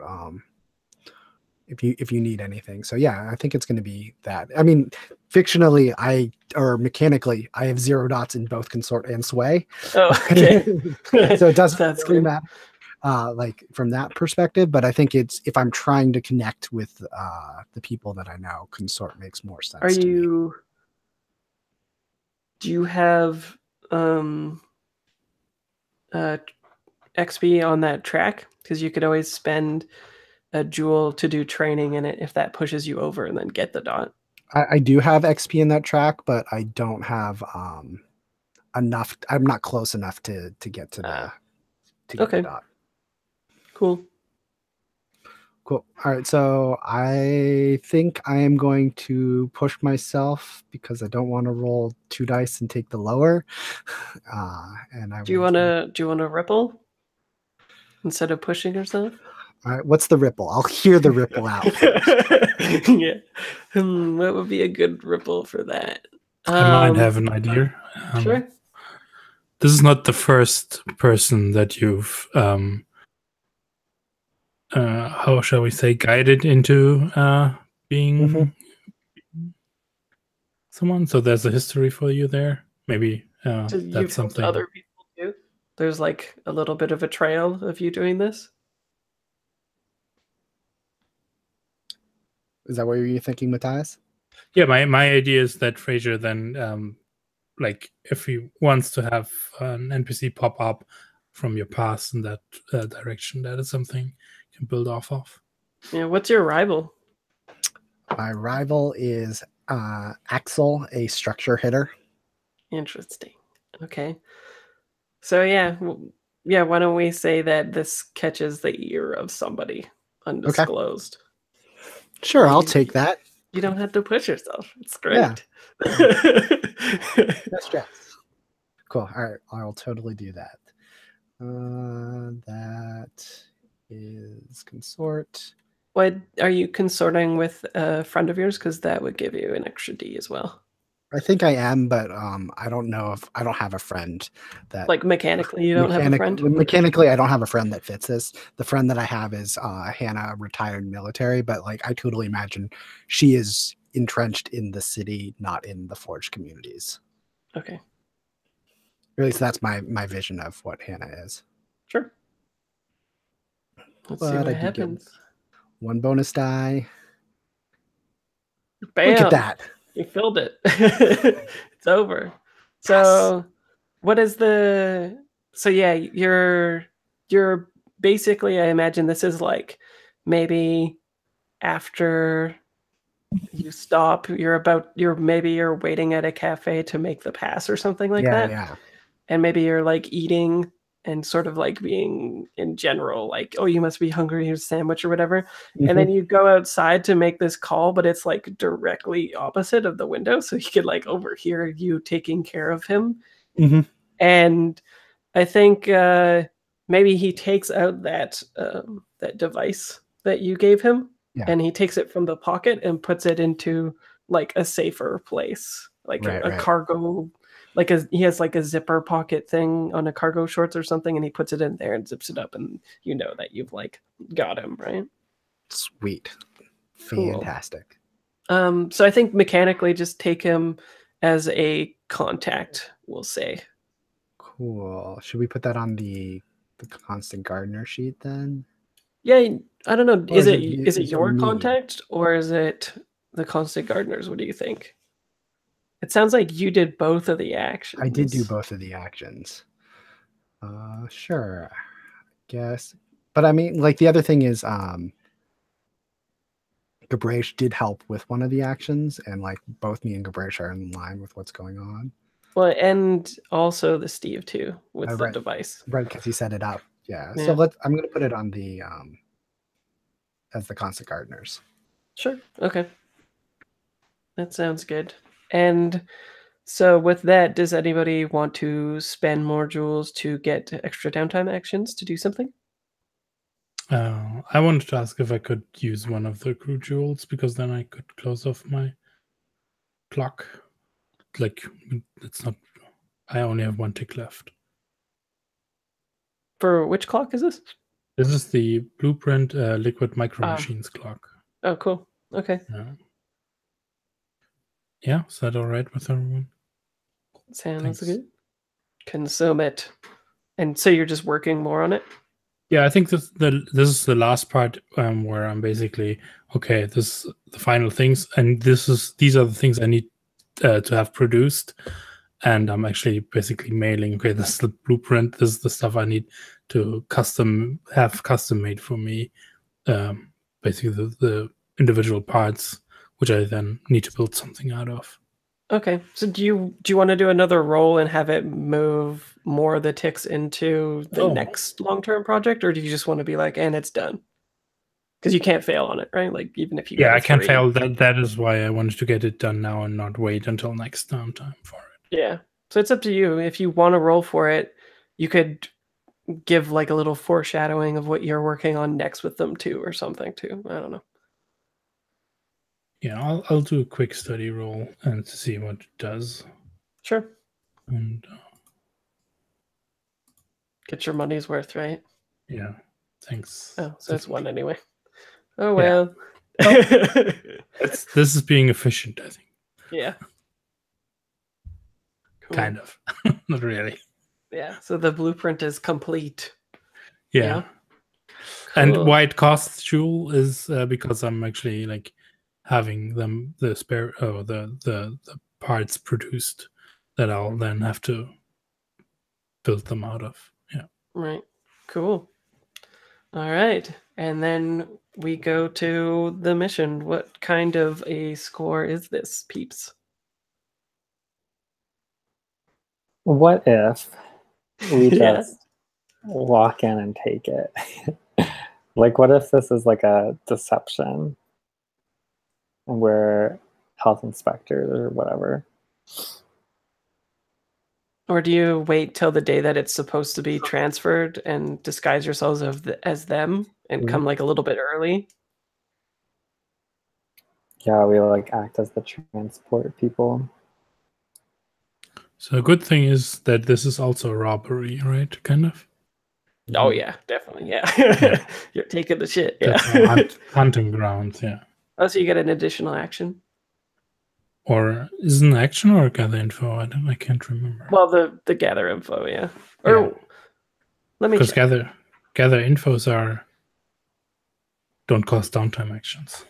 Yeah, so I think you actually get more effect on gather information and an extra downtime action if it's your hunting grounds. But let me just double check. Crew. establish hunting grounds, blah, blah, blah.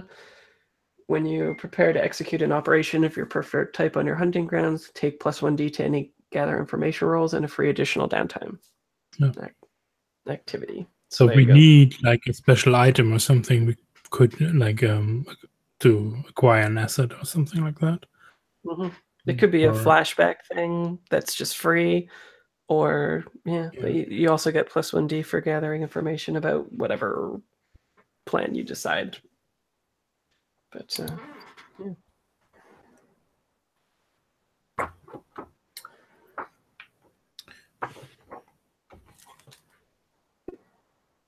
so it's fun for people. Are you into the deceptions? Yeah, I'm into the deception. We can definitely gather information first, though. Yeah, I'm into that. gather information about their security or something like that. Yeah, or if we're like, depending on which one we're doing, like if we're doing the we show up as the people who are supposed to be moving it, like on the delivery, it's also gathering information about like that security detail type thing. Yeah. That's supposed to be going there. Yep, I have ideas about that already. Yeah. That path sounds a little more solid than just walking in and walking out with them. Don't worry about it. Well, all right. So yeah, I'm good with deception as the plan, but I think for me, for Cross, gathering information is totally like figuring out, like watching what the security do, like first figuring out who the security that's supposed to go and like pick the stuff up. But like they have bodyguards that are going to get hired to do this, and I'm totally going to like go drinking with one of the bodyguards and like figure some of this information out, and then like definitely going to show up like with like the right like clothes and everything else that is supposed to happen with them. Okay. You really need to get that point in console. Yeah, right. Oh, that's what I was thinking. I'm like, maybe you should work towards this. I'm working on this poorly. I think this is just going to be the story of Cross being really terrible at the beginning and just causing a lot of stress until they eventually get better at it. Yeah, for sure. Okay, so at least you get +1d for gather information. So you can't be that bad at it. Just because this is your thing. So what's the place that you go to? Go drinking. I feel like there's a bar that people like go to that like a lot of like the security guards and stuff like go to often, just because like it's a place where everybody knows it's not that it's safe, but that there's other people who are like you, that like when like a fight breaks out, like a bar like brawl breaks out, nobody really gets like, it doesn't get too bad. Like there's a little bit of a scuffle, everybody like the fighters like get thrown out the door so nothing else breaks, but then like you're totally welcome back the next day. It's not like you're barred forever. It's like no, we know this stuff happens. Okay.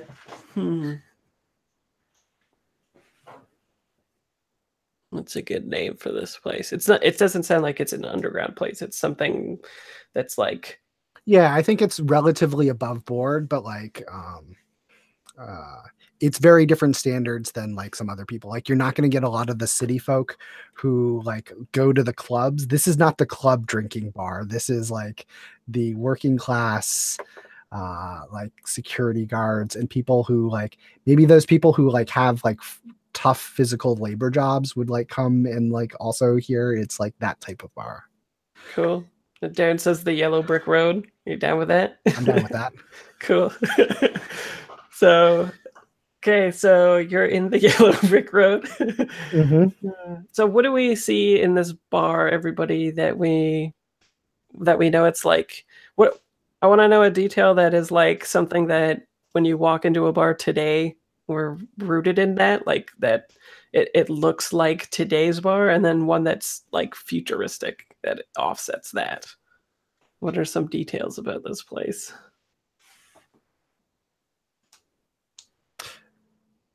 All right, so I think for me, one of the things that you see is just like a bar you would see normally, like a sports bar where there's a bunch of TVs that like are up there. It's the same type of thing. Like there's a bunch of like screens that are all over the bar.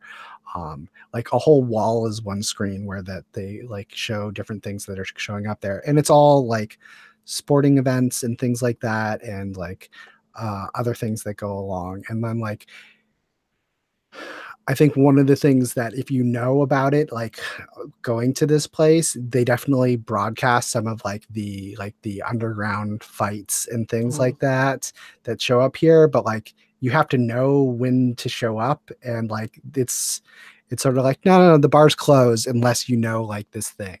Right. So during those hours, it becomes the like slot bar thing where they're like, "What's the password?" Cool. Anybody else have ideas? I was thinking it's like only those stupid cocktail tables that you have to stand at. And then there's like a bar, of course, but it's small, right? There's like 5 seats and it's always full. So you have to like get your drink, you have to like reach over somebody to grab it, and then you have to go stand at a dumb cocktail table. And like a futuristic thing is like maybe there's like you talked about the wall TV, and maybe it also extends onto the ceiling. So you're like in like half of the whole building is a TV. It's weird. I don't know. Wait, so half of it is a TV? Well, I just mean like if one wall has a TV, that TV also extends up and onto the roof. Oh, cool. So Okay. you're beneath a TV as well as in front of one. Okay. And there's like Planet Earth is playing above you, and like the football game is playing in front of you. Oh, cool. I like that. I don't know. No, that sounds cool. I like it. Anybody else? A lot of the tables have these, because this is a place where people go to drink to forget their days, not just for the social activity. A lot of the tables have these sort of like tubes with syringes on them so that you can like actually like infuse yourself with alcohol, like get hammered almost instantly. And so that's partly why this bar gets a little rough at times, and also why they're very forgiving when it gets rough, is because partly what they're doing is just getting people, trashed as fast as possible. I kind of like the idea that the reason why there's those cocktail tables with no chairs is because of so many bar fights. They're like, we can't keep replacing these chairs. Like you guys, you lost chair privileges. Chairs outside. Yeah. Cool. And I think there's definitely like a snack machine in the corner. And when you go to pull a snack, like, it like has the familiar, it does something, and then you hear the drop, and like a little package lands at the bottom, and you like pick it up. But then like if it's like a bag of chips or something like that, right? It's the packaging is not something that you can just rip open. As you touch it, there's like a specific thing where you're supposed to put your thumb, and the nanomachines read this like this is making sure on one hand, you're not eating anything that you have allergies against, and it's not something that is right. If you get the 4th packet of chips, then it's going to be denying it to you. Like you still bought it and you have the bag of chips, but you can't open it. And I think the way we understand this is in this part, it's like there's maybe like you've got someone who's like, damn it, and like throws a thing on the and tries to like, it's like going like trying to open it by force in some other kind of way, right? And then like in frustration giving up on that, and it's like throwing it across the room. And that starts fights as well, right? If you hit someone who's just jacked up and they get hit with like a bag of peanuts. Yeah, no peanuts for you. Cool. So maybe we see all of that, the chips land, and then we see like a booted heel crush it as the waitress goes by, just as you're all entering, or at least the camera's entering. And as she like makes her way across to like passing cross, she asks if you want another thing, and then let's make her like MB. She has like a little bit of a beard, and she's really got like red hair, blue eyeliner, very and she, what would be, I don't know what the problem is I don't even drink alcohol now, so I don't know what cyberpunk alcohol would be, but she asked if you want a cyberpunk alcohol. And then continues on, and then the camera like tracks to you, maybe like talking with this guy or something, right? And let's get the information roll, and then I'll tie it all into the scene to see like what you get. Yes, cool. One cyberpunk alcohol, please.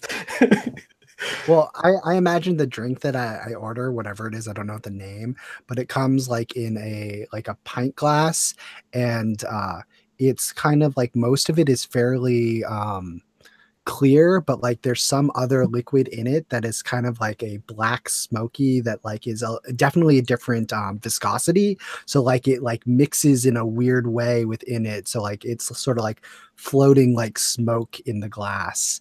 Oh, cool. I have no idea what it is, but that's what it looks like. All right, so gather information. Yeah, gather information about the drink. Yeah, so I mean, this definitely is sway. What's the ripple you would like to offer me?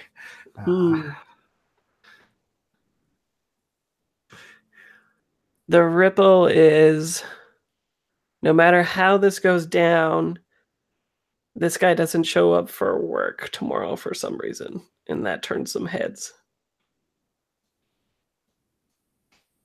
Sure, I'll take that. Do you have another one to offer, Matthias? I wanted to ask, so it sounds like heat? Or yeah, abstracted to +2 heat probably, but it'll depend on how the score goes as well, I think, too. Yeah. It's a future problem for Cross. Don't worry about it. Yeah, it's a future problem. I'm not worried about that at this point. We don't have a whole lot of heat right now, so I feel like having some extra heat is not the worst thing in the world. Yeah, that's true. So maybe I will just tack on we'll make it explicitly +2 heat. Cool. All right, so and then because it's our hunting grounds, there's already +1d, and then for the ripple it's another one, so it's 2d bonus. Sweet. Not the worst. Look at that. Yeah, that's crazy. Okay. Okay, so what do you hit me with the questions? What do you exactly want to know? Yeah, so the question that I want to know is, the questions are not restrictive too, right? These are just example ones, so you can hit me with exactly what you want to know. Yeah. So, like exactly what I want to know is, I plan to like essentially impersonate them. So like it's going to be, how I go about it is like commiserating about like, oh, I can't believe the security procedures for this last job I did. They were like this. It's super restrictive. Like, how do they expect us to do these things? Like when they ask these things, and so like trying to like do it that way. But essentially, what are like the protocols that client wants to happen? Like the hoops that we have to jump through in order to get things done. Cool. Well, why don't we even say that? I have an idea for the ending of the scene, so we'll even say that like the guy that he usually interacts with likes one of the snacks, maybe the snack that she stepped on. So like when you're leaving the bar, you can just like stoop down and grab the packet. So he likes that, the peanuts or whatever, the futuristic peanut things. But also the procedure is very strict, and we pan across and we see like on his shoulder we see like a picture of a bird, and everybody knows it's carrion, which is like a tier 4 faction that are all that basically they're trying to compete with security or safety and take them over, but they are not part of the corporate council. But they're a big deal still. They're mercs for hire just like you, but they are like underhanded, ambitious. Basically, they exemplify and embody all of the really shitty characteristics of a corporate entity while also being mercenaries. It's very, yeah, they're not really shirking away from competition. They're ambitious. They like everybody within the corporation sort of will use each other to get a leg up on one another, stuff like that. Typical corporate action going on. And so the procedure is extremely strict. And we'll say that for the purposes of this mission, they have like it'll what I'm picturing is basically it's like those Brinks drops offs, right? Like they have those armored trucks, and they go in, and instead of like, getting a bunch of money from the business, they're instead going to be moving this in a like armored vehicle. And what's the weird thing about it? There's some extra procedure that I'll think of. Oh yeah, so what they have like a portable reader or something, and whoever they take the stuff from, both parties need to put their thumbs on it and scan their nanites into the machine, and then they have to give that to Carrion later so that they know which members of Carrion are the ones that like are responsible for the mission and can later probably be punished, and as well as the guards at the warehouse. So basically they have like no liability in the situation whatsoever, right? Awesome. Sounds good. There's a bunch of now acquiring assets that I want to do, but we can also do those in flashbacks too. So Yeah, well, even like I imagine that the flashbacks in the future could totally be taking this guy's like nanites now, right? So, or actually, you got a 6, so let's just say for a little bit of a nice little bonus for you, the guy who like got angry and threw them was that guy. So he already scanned his own thumbprint in that package. And so as you leave, you just grab the package and you have like a little bit of extra sum there. Does that sound good? Cool. So yeah, are we gonna you have your method of deception, it sounds like. Is that good with everybody?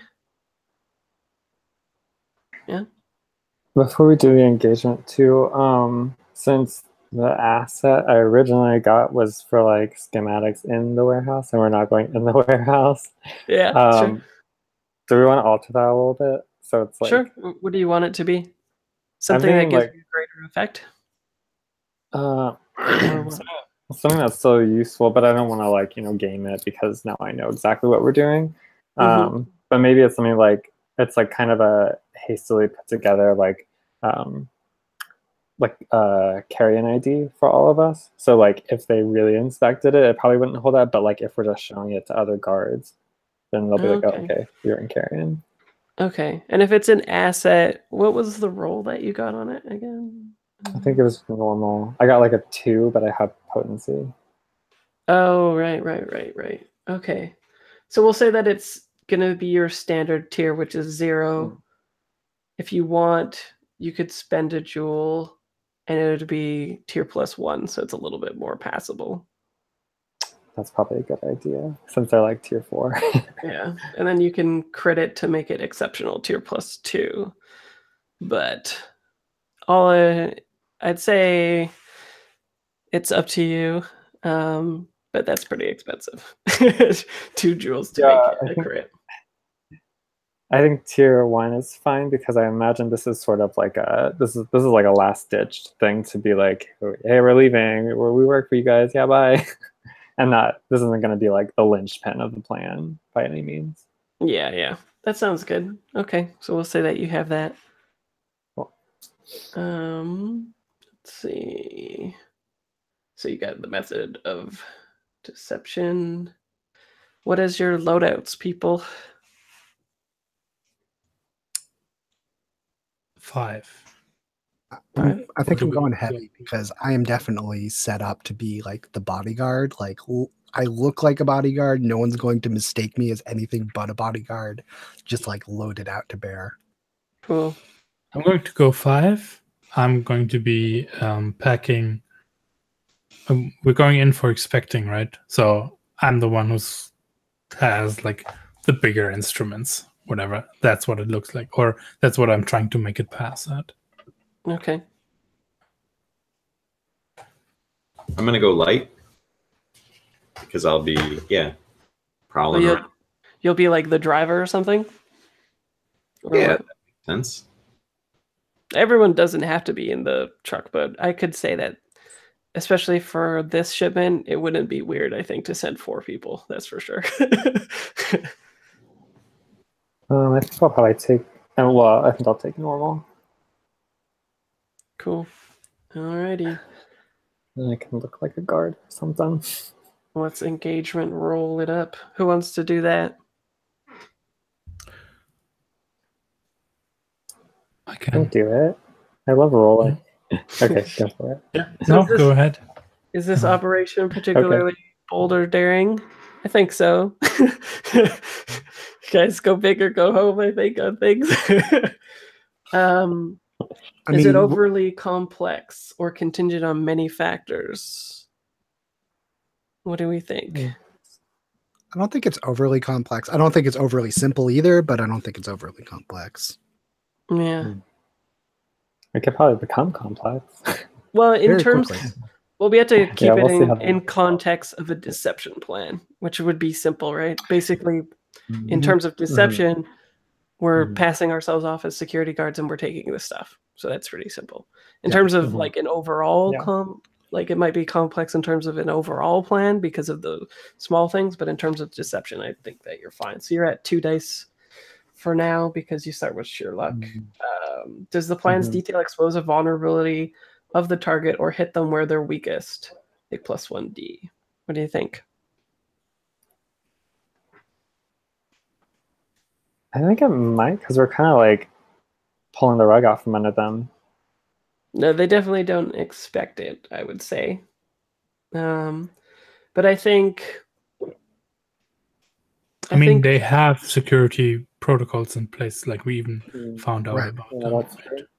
yeah, and I think the die would be wrapped into bold and daring instead of Right. this one. Yeah. Oh, Are they strongest against this approach? Do they have particular defenses or special preparations? I don't think they have special preparations.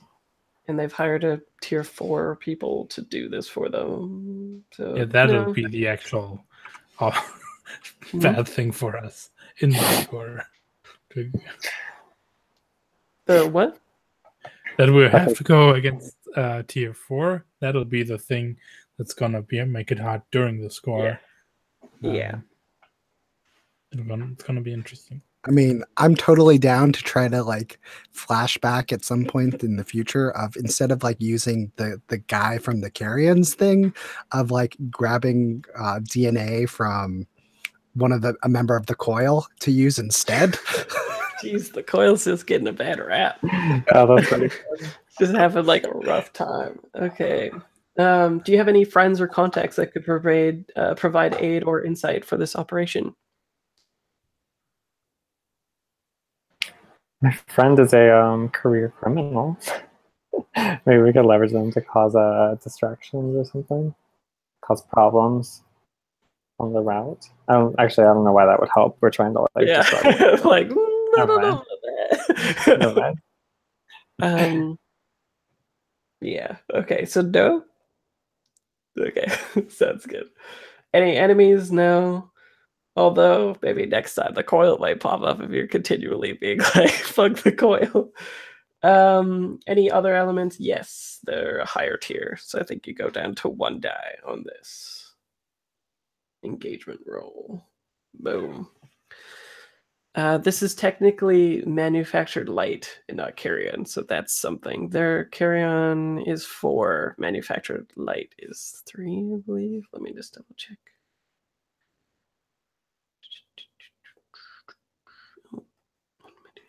We got a 5. Ooh, that's pretty good. Yeah, and they're 3 stronghold. So cool. You're in a risky position. Which is, yeah, I think so.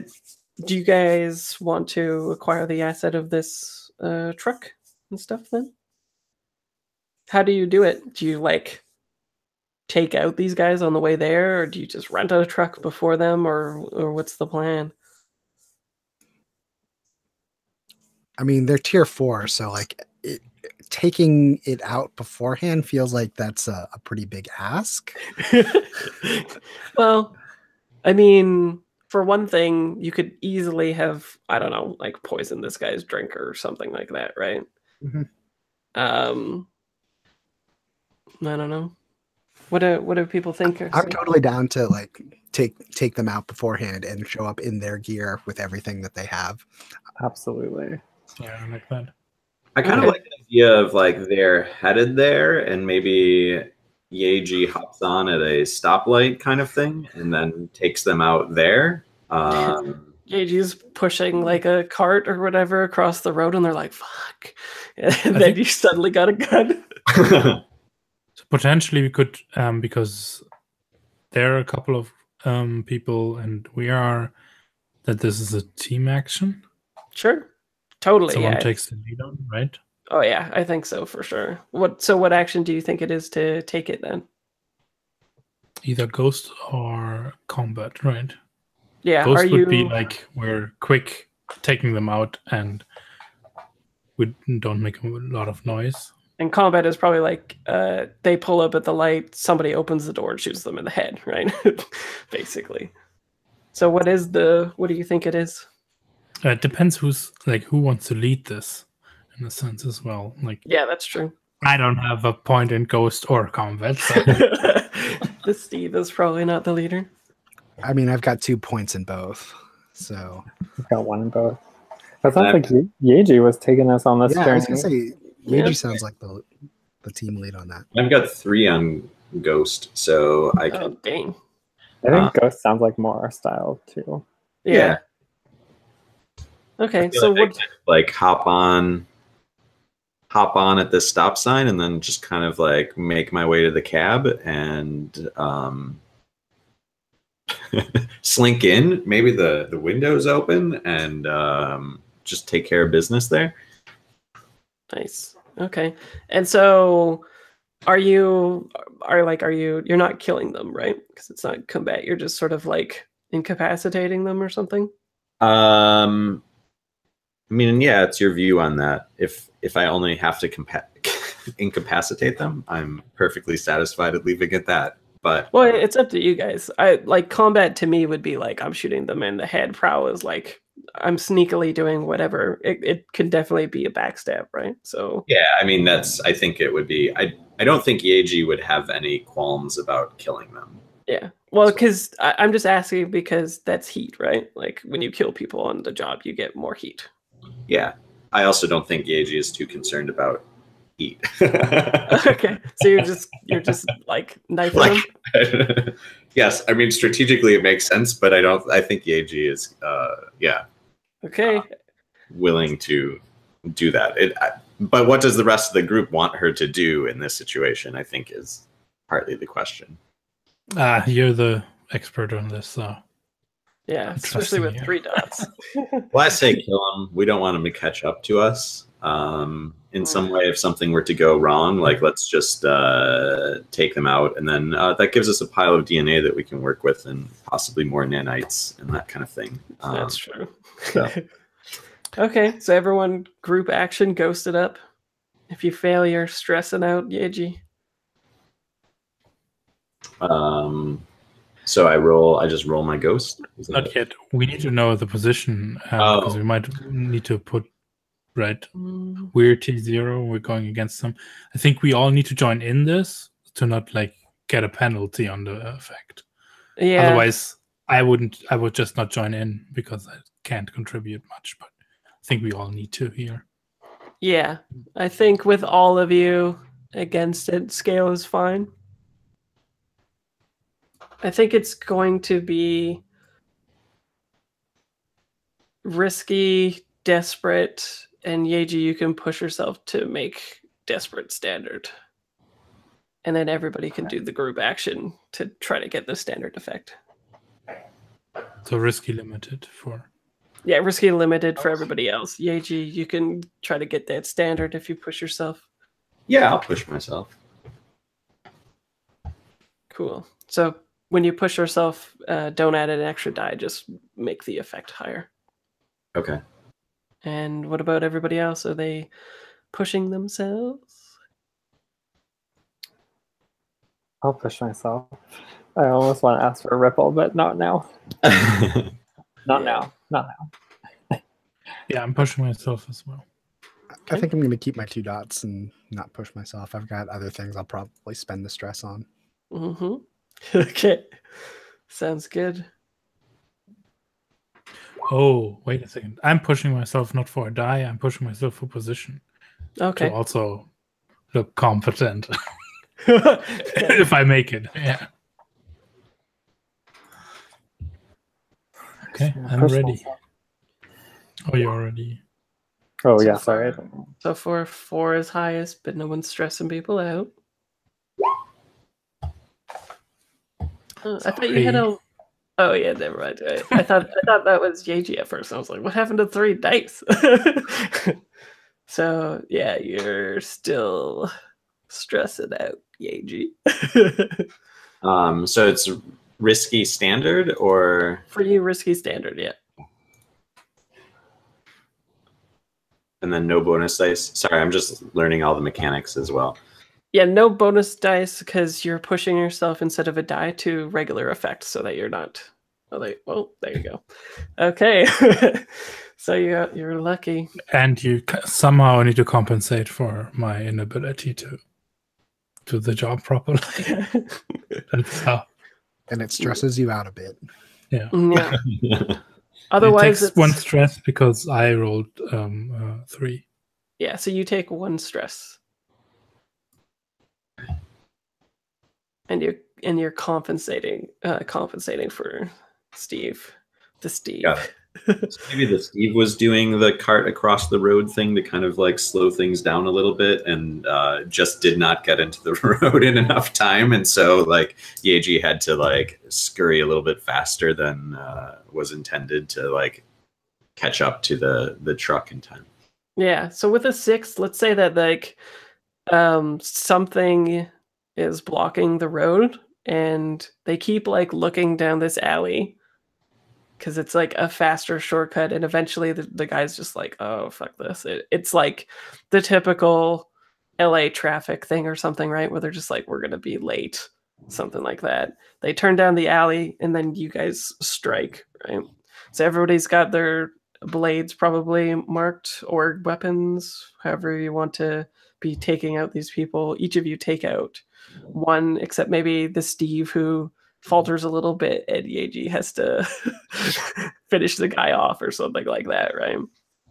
But otherwise, you take them out, and you get possession of the vehicle, take their clothes, I'm assuming, and all that kind of stuff. So I'm guessing you kill them in such a way that you don't have like the blood on them and holes from being shot and stuff like that, right? Which makes sense for a prowl roll. You're more like knifing them instead. And so do you just like leave the bodies in the alley, I guess? Is there a place that we can like hide them in the truck? Does that make any sense? Do you want dead bodies in the truck with you? What if like you pull up and they're like, okay? Well, I mean, that's a good question. Probably not. Is there a way to extract their Nanites? nanites, yeah. Yeah, I think that you could have. Well, do you want to make that the thing that you acquired already?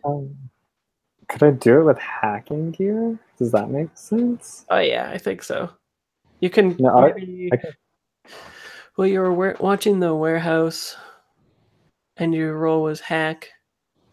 Well, maybe when you were pinging to get all the locations and stuff, you're just downloading their signatures and stuff like that, right?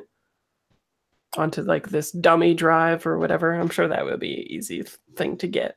So you already have what? What? Can we dump the bodies off at the coil? Oh my god. Along the way, we just dumped them in front of them. We're getting like all the information, and then maybe it's one of their haunts or whatever. We just kind of, I don't know. Well, instead of dumping it at the coil, we do, like I'm totally willing to like spend a flashback to like survey or watch where the coil dumped their bodies to like put it in the Brilliant. coil dumping ground. Interesting. Okay, take a stress for that, and we'll move that into the flashback that you're doing now, I guess. Yeah. Gosh, it's a I do like that. Let's change the asset to their like nanite data. I like that. Okay, yeah, That's easy. Yeah, like you say, you're just going to be driving in there anyway and doing it. So like the blueprints and the layout and stuff is probably not going to be that useful to you. But Right.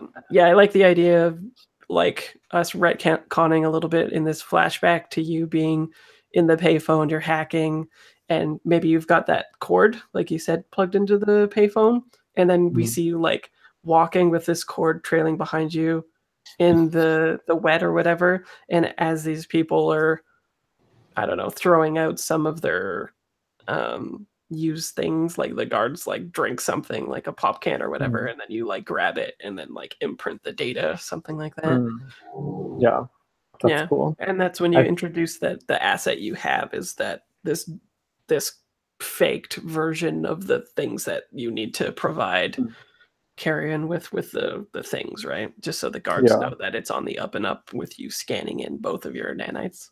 Yeah. And of course, what you do with it from there is up to you, but I'm guessing you're not going to give it to Carrion. So it's just to alleviate the guard procedure, right? Right. Yeah. Cool. So where do you think the dumping ground for the coiled is? Ooh. Tell me a little bit more about the coil. Let me pull it up here. Coiled. Information peddlers. Yeah.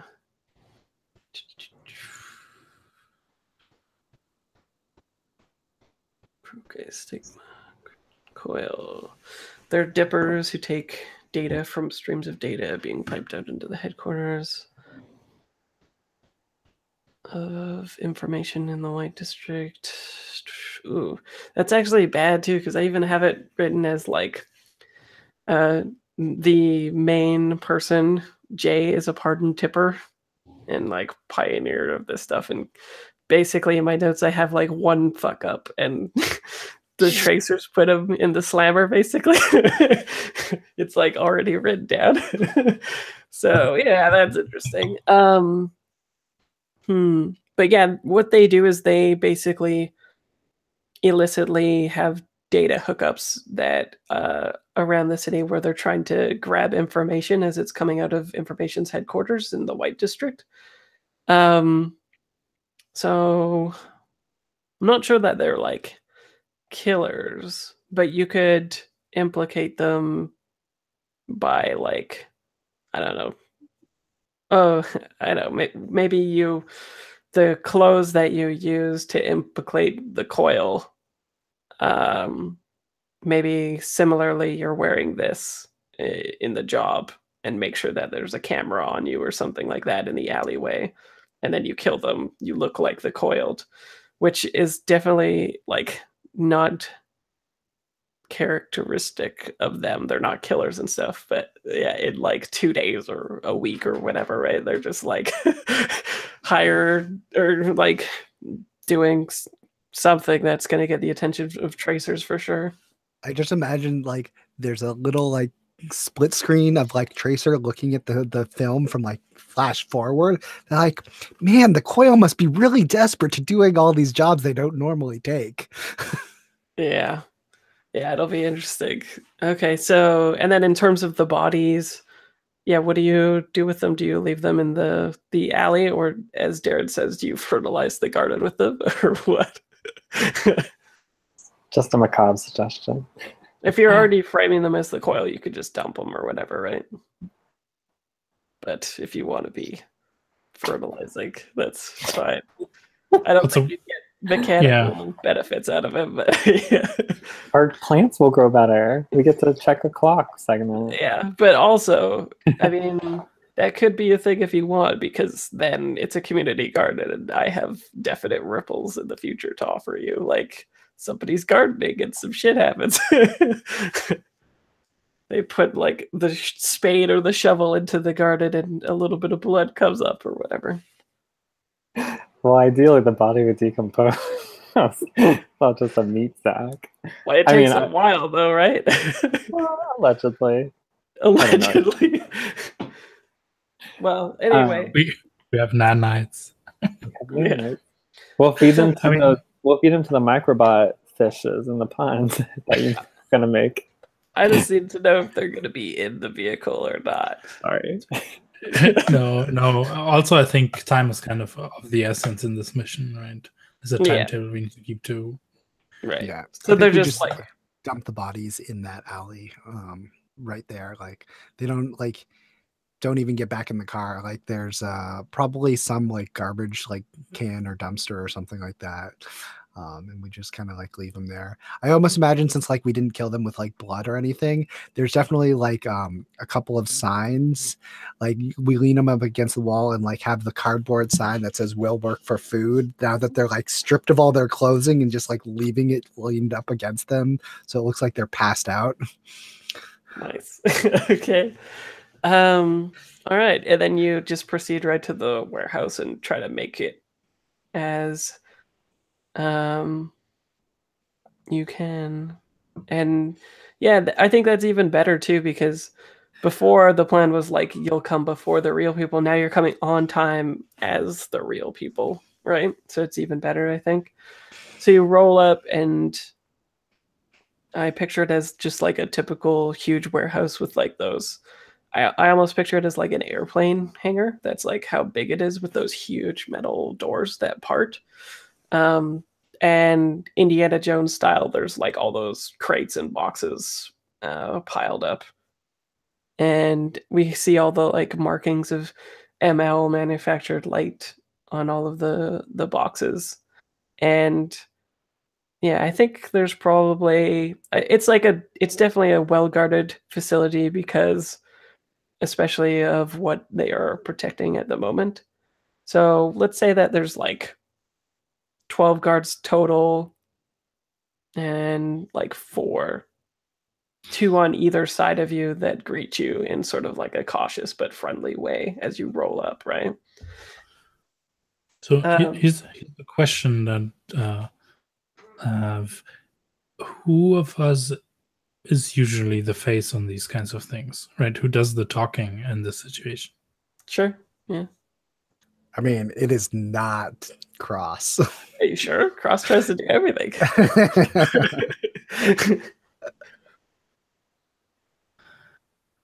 I mean, maybe Mira Yeji. I feel like Gabrish, I think, wants to defer to Yeji a lot because very matronly. And I feel like I'm kind of like the forward element generally. I feel like Yeji's going to be a little cranky and impatient with things, so I don't know if we want her to be the face necessarily. But if that's the best option that we have, that can certainly work. I mean, I was more asking from a character perspective, who would be doing it. This is probably Consort, like just bullshitting with them and asking how the day is, and we've got a timetable to keep. I do have a point in Consort, so Yeah, I do Mhm. too. I mean, I'm fine doing it, and I think Gibberish would be comfortable, like Well, just being loquacious like that. yeah, and your playbook is kind of all about that as well, right? Like you're all about Lying to presenting people. false faces, getting to where you need so you can get in and hack and shit like that, right? Right. Mm-hmm. So yeah, I'm fine doing it. Whereas we like roll up and like a guard comes up to the maybe I'm driving and they come up to the driver's side door and ask, I don't know, do what guards do when you're handing off things. Yeah, so I'll totally like help out, and this is me like before we get there, just like coaching through you like all the steps of like, because I've done this before. Like I've been the guard. I'm like, all right, when you meet them, you need to do this. Like if you like signal and like wave in this way, that usually means this type of thing. Like giving you like all these mannerisms and things to go through. Sure. Yeah, don't say two, say two. Right, like all that type of stuff. Yeah. Cool. Yeah, Gabrish like rolls down the window and I think is a little she's like a little I cannot think of any words today. She's like Impatient? no. She's like I keep thinking squarish. That's not what I'm trying to say. Like She's like rigid? not great at it. She's not great at it. She's being rigid there. I cannot think of rigid. She's like a little rigid, it's a little awkward at first, but hopefully as she keeps talking and just chatting, and she then loosens up. and then maybe Cross like raises her head and like looks at the security officer and mouths like new or whatever, right? That's funny. Cool. Okay. So are you wanting to flashback to do a setup action to get more effect, or are you assisting by lending a +1d? I figured it was just lending +1d, so I marked a stress and Okay. get +1d. Sounds good. This is gonna be, I think it's risky and standard. You've come up like, I don't think they have any reason to be like off put by now. You look like you're supposed to look, you're on time. Because you acquired the asset, you'll have the thing that they want, right? The little nanite scanner thing for both of you. I think it's risky standard. You're not in a controlled position yet because they're suspicious and manufactured light is gonna roast them hard if they fuck up. But yeah, risky standard. Oh, what is it? I hear the blip. Oh, a 4. I like that. Complications on risky. Let's look. Aaron, you've been rolling doubles, or Yeah, you're getting. Yeah. They're like steadily decreasing too. Just waiting to hit that one. Oh yeah, I know what happened. So let's see. You end up in a desperate position, I think. You don't lose the opportunity, and I think the complication. So what happens is you do the guard kind of like does a little mini chuckle as you mouth new and all that kind of stuff. Um, but as you lean over, the two people in the front he sees, I don't know what the name of that person is. We'll say they are gonna be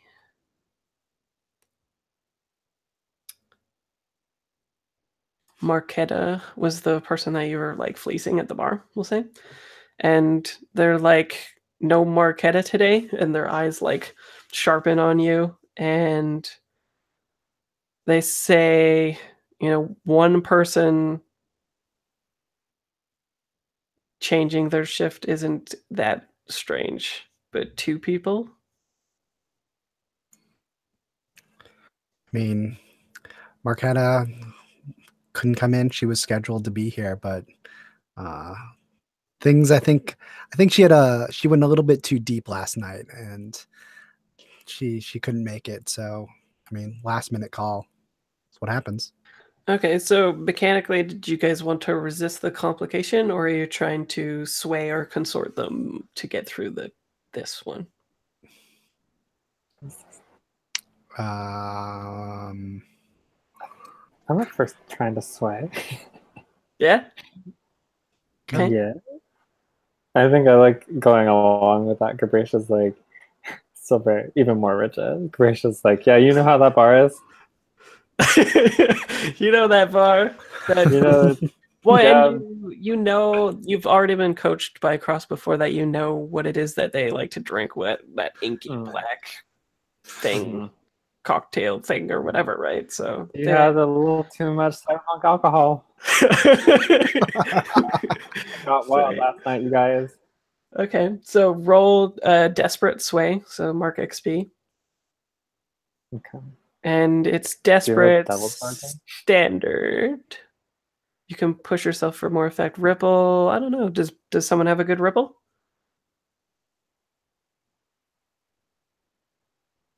Maybe. Ooh, I know. The ripple is depending, no matter what happens on this particular person is going to follow up at that bar after this. Oh yeah, I'll take that. Dude, you're the worst. You just accept every devil market. I love it. I think it sounds fine. Yeah, so are you taking it for +1D or greater effect? Great effect, desperate. Oh, +1, +1D. I Okay. think standard effect is fine, so I'll take the D. Desperate standard, Domain. extra D. Is anybody helping? Oh, did you roll it already? Okay. Sorry, yeah, I did. I Oh, got a you little got too a 6. excited. Okay, well, you got a 6 anyway. Didn't even need the ripple, so Yeah, cool. Interesting. Cool. So you just say that they got like 4 deep in the cyberpunk beverage of your choice. Yeah, and make sure you mark the XP for desperate action. I think the guy's face like loosens and he like actually lets out like a belly full of laughter a little bit, right? And he kind of sighs and says, "Cool, park at the yellow line, etc. Come out and let's do the scanning stuff." There's some other guys dressed in like work attire that are moving. There's like a little bit of a tiny futuristic whatchamacallit lift system where it's just like sliding along the ground. It doesn't have any wheels. So we know it's the future. And they're just gliding this stuff along. The crate is clearly marked differently than all the other ones in there. It's maybe got a different stamp on it. Like ML is red instead of blue, and instead of it being like those normal crates or whatever, it'd be something like it's the first time that we've probably seen a smart vault. So the cryptographers, they retrofit these vaults to be encrypted, and you need to like break it to get into it. And this is the first time that I think that you're seeing that it's like that heavily encrypted. So it's a little bit of a problem or whatever. But the guy is like, okay, let's get this over with. And 2 guys like step up and or no, we said 4, right? So they'll be like, get the other guys out of the back and let's do the scans, etc. And you already have. You guys didn't. Are we going to do a flashback then of taking the nanites from the guards? I thought we already did. Oh, you already did? As yeah, part well, of the prowl? I thought that was the thing I did, the asset that gave us Oh, right. their blood IDs. Right. So like the phone thing was hacking the carrion dude's stuff. Okay, cool. All right. I don't think that's a roll then. If you've already got it, it's not risky. But like definitely as we pull up to the yellow line, right? And they open the back doors of the truck. We definitely see the Steve in there with like those coming out with those big military grade toolboxes that like I switched like my stuff into that to be prepared. And I think a big question also is if JG, are you with me in the back here, following out, or we haven't seen you yet, right? And they're expecting 4 people, I think. Yeah, they are. If They I'm want. expecting more people than I think I should be. Yeah. Yeah, so maybe the suspicious thing is to continue to pass it. I think they're familiar with the 4 crew. What's the things that you got again? Are they the actual scanning equipment stuff? Is that what you have? What I have? Yeah, the Steve. Oh, what are the oh, toolbox things that you're this explaining? is just explaining why I have normal load. Oh, Right. And I just switched basically my bag, the stuff from my bag, into those toolboxes to be able to do whatever we need to do.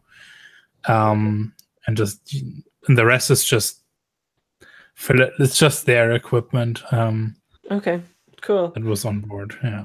Okay, let's do it with one final roll, probably a group action to do all of this at the right timing. Like, I think that it's sort of similar to like shooting the nuke off or whatever in the movies, right? Where everybody has to be synchronized and do the exact same things. And just to make it cyberpunky, maybe the tools that the Steve has, I like you like setting them down and then opening them, and then like a platform strings up for each person to do that stuff. I think that's pretty cool. So what would we call this action, you think? So it's kind of strange, right? When either sounds like control, but like presenting, we're like convincingly presenting that we have the authority to take this stuff. Yeah. Or if it's more coordination, then would maybe more be finesse. But I think it's more the way we present ourselves to be like commanding. Yeah, no, this is the job we came for. There's no hesitation. I think it's control too, but I'd be willing to hear something for finesse. Who's leading the group action? Is it Cross, who knows all the information and stuff like that? Yeah, it could be me. Who's well, it doesn't really matter other than the person taking the stress, but fictionally it would make I think fictionally it makes sense that like I'm definitely the one that presents the most as like a bodyguard going through all of these things. Cool. And then let's get the roll on the table, and that will be the cliffhanger to like end the end episode, right? Cool. So everybody do control, and I think you're in a controlled position, standard effect. Okay. I'm about to take some stress, so I think I'm not going to push myself. Oh, that's weird. Okay. Well, if people fail, like I'll offer a ripple to anybody who wants an extra die, which is somebody forgot to put on their helmet gear, and they'll remember your face for the future. Yeji will take that. Oh, okay. Sounds good. All right, so controlled standard. Yes. I'm ready. We got to roll at the same time here, right? Because that's what the roll is about. Yeah. Acting. Well, okay, so Cross got a 4. Oh, Steve is not good. 5.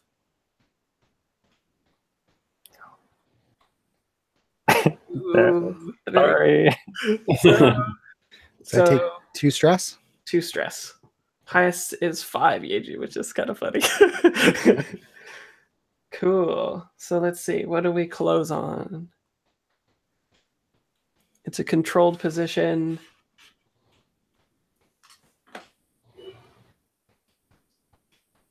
Reduced effect.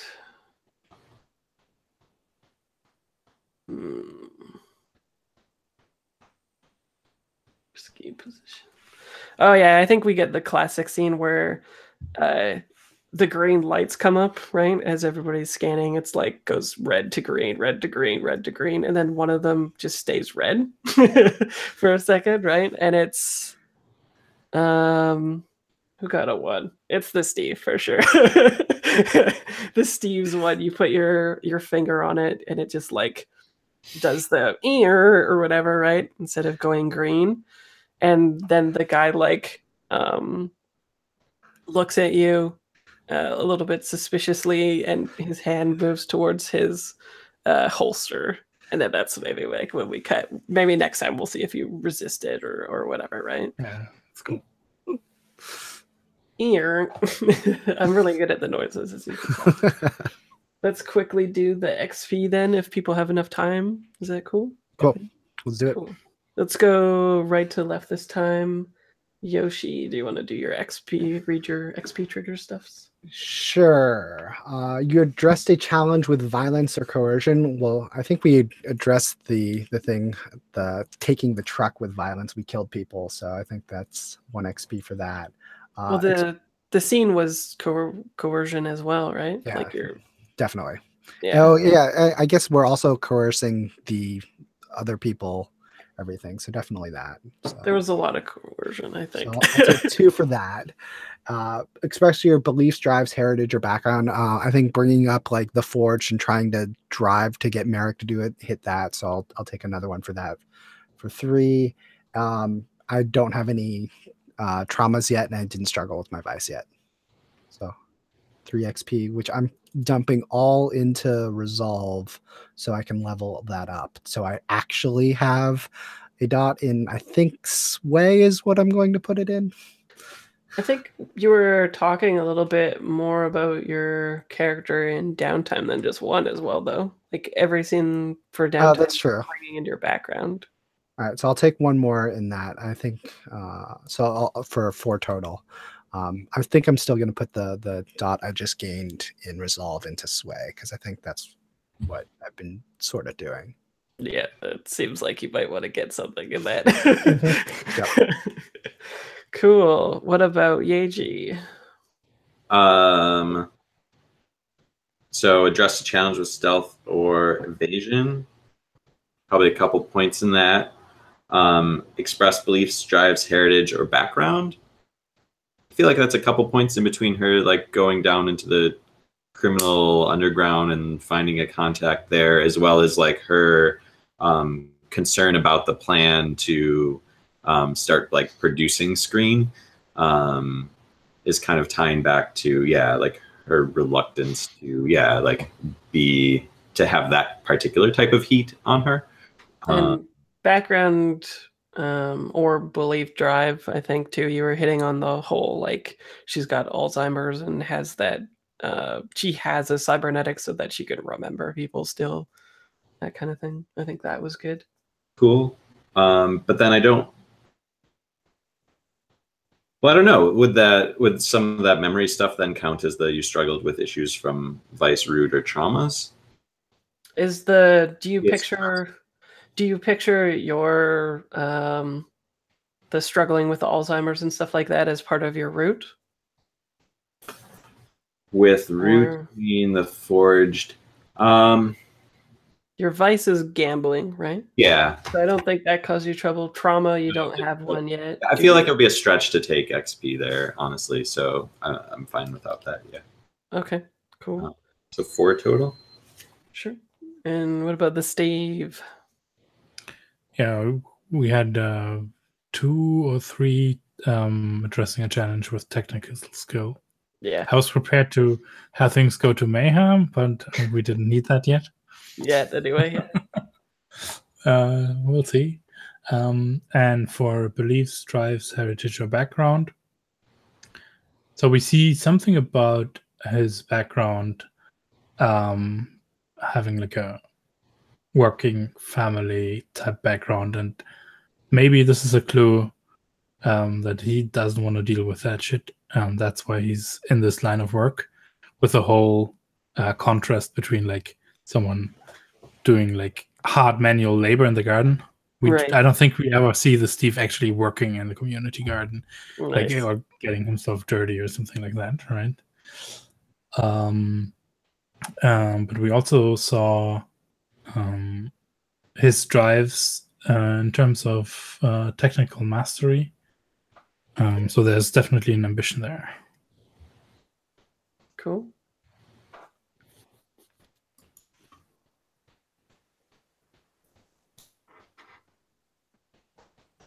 Yep. Okay. Dude? Yes. That's it. Address the challenge with deception or influence. I think I did that. I mean, the whole plan is deception, right?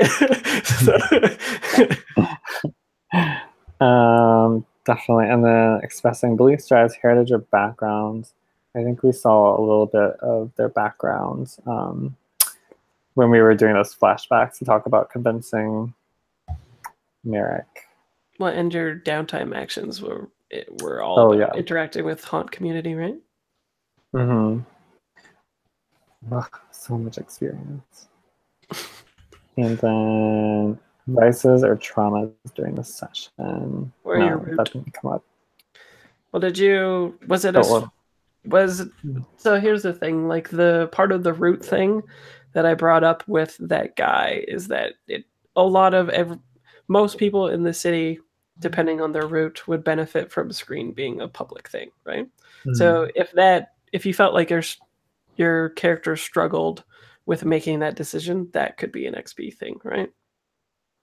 Like, are we going to turn it over to, like, chances are split peas aren't going to be like disseminating it for free, right? Right. So I don't know if you struggled with that and you still went through with the mission, that could be a thing for XP.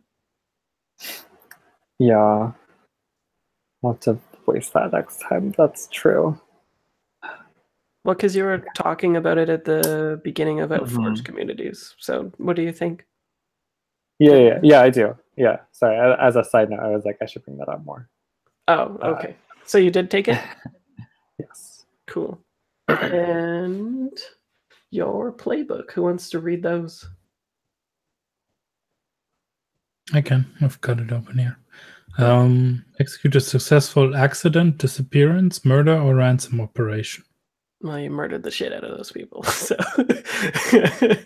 and yeah. And I think we can safely break that up into this episode. So I think that is worthy of XP. Yeah. But only one, right? Because we didn't really achieve much yet. Yeah. Content with challenges above your current station. Definitely one, right? Question is, did we have two? So we're constantly doing stuff against the coil. That's true.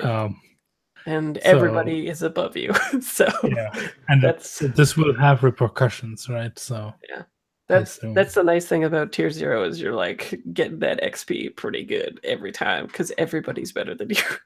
Yeah. Meanwhile, you guys just fucking hate the coil. So. I don't. We need to talk about that next time. Yeah. Why we actually do that? Yeah. Then it's also your crew's reputation or develop a new one. Which is what? Bane of the coil. No.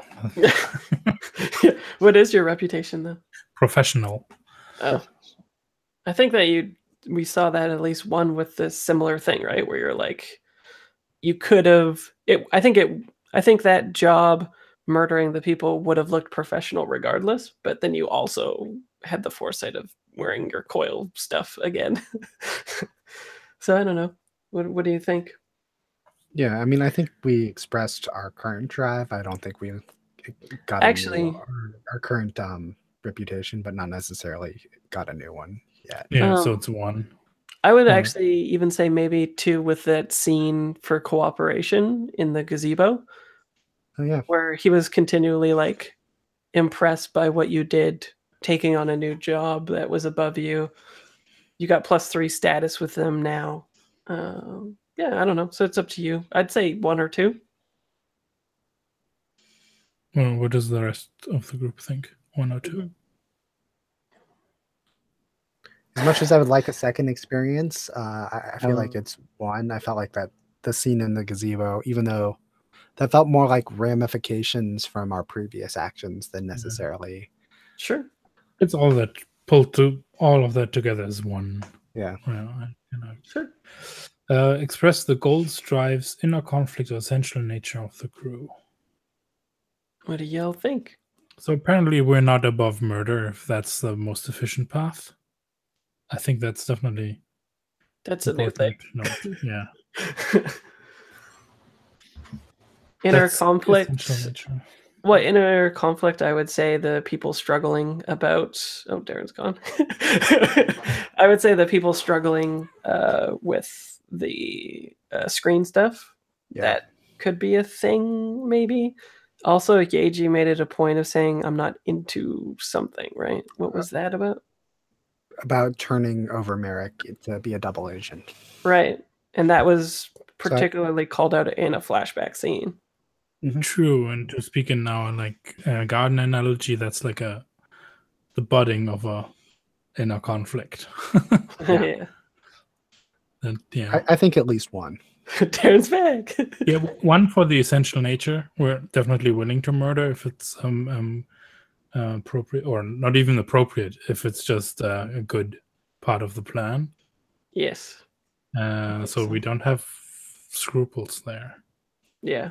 And then And- inner conflict, I think. I think one for Yeah, each of so those. yeah, let's take one for the inner conflict, and that's us saying, yes, this is the beginning of an inner conflict. Let's see where that takes us. Yeah. 2 Yeah. total. Yeah. That. If Yeji even remembers. Cool. So does that level y'all up? Yeah, we got one. How much was that total off the crew? With now 3 into the next one already. I don't. So that was 2, 1, 5, 6, I think. Cool. So what do you want? Or do you want to do that next time? Ooh.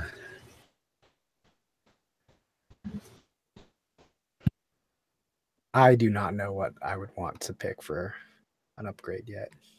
Okay. I almost- cool. Yeah.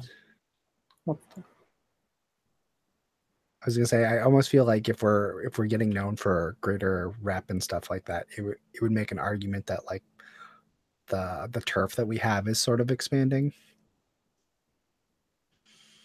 The problem is always that actually the turf is not part of when we level up. Oh right. Yeah, turf is something you'd specifically do to take We turf. need to angle Got it. for it. Yeah, don't we? you'll choose a special ability or 2 things from the base quality training, or elite cohort or a new cohort thing going on. One Or thing we that keep it open until we know what we needed. want or not. Yeah. One thing that might be good is the very next role could benefit from quality if you're trying to fool people with, you know, technology and stuff. But you could always just get something when you need it. I don't know. So do you want to think about it then and do it next time? Or Yeah. I'm thinking about it. I think so. If we don't have any strong opinions. I mean, So, arguably the first thing down on the next special abilities of your activities are hidden from the notice of the sentinels. You don't take extra heat when killing is involved on a score, has immediate relevancy. it's true. Mm-hmm. I mean, that's certainly not a bad pick either. Like, regardless. Especially given that we are apparently not above killing people if it's what needs to get done. Yeah, and you could always do the flashback. The haunt is setting up this thing, right? Like this algorithm or program or whatever that just hunts for all the information that's going to tracers and sentinels and just scrubbing stuff that has your signature on it or something like that, right? Mm-hmm. So the only thing that they have that pins these killers is that crappy video footage of the coil jackets. Yeah. You're rolling them hard. yeah, do we want to lean into that and just take firewall? Yeah, I'm fine with that. I think I was either looking at that or adapt, especially if we're going to keep, maybe aside from this one because we already killed people, but adapt would be useful if we were going to keep 0 heat as the standard.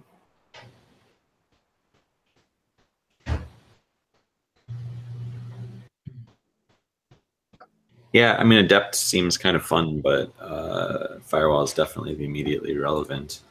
Yeah, you guys will probably get a bunch more XP next session anyway too. Yeah. Yeah. All right. I say we take firewall. Let's do it. Cool.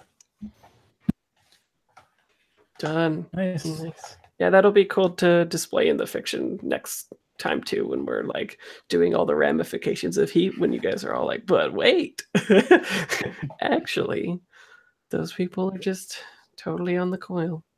Cool. I'm gonna stop the recording then.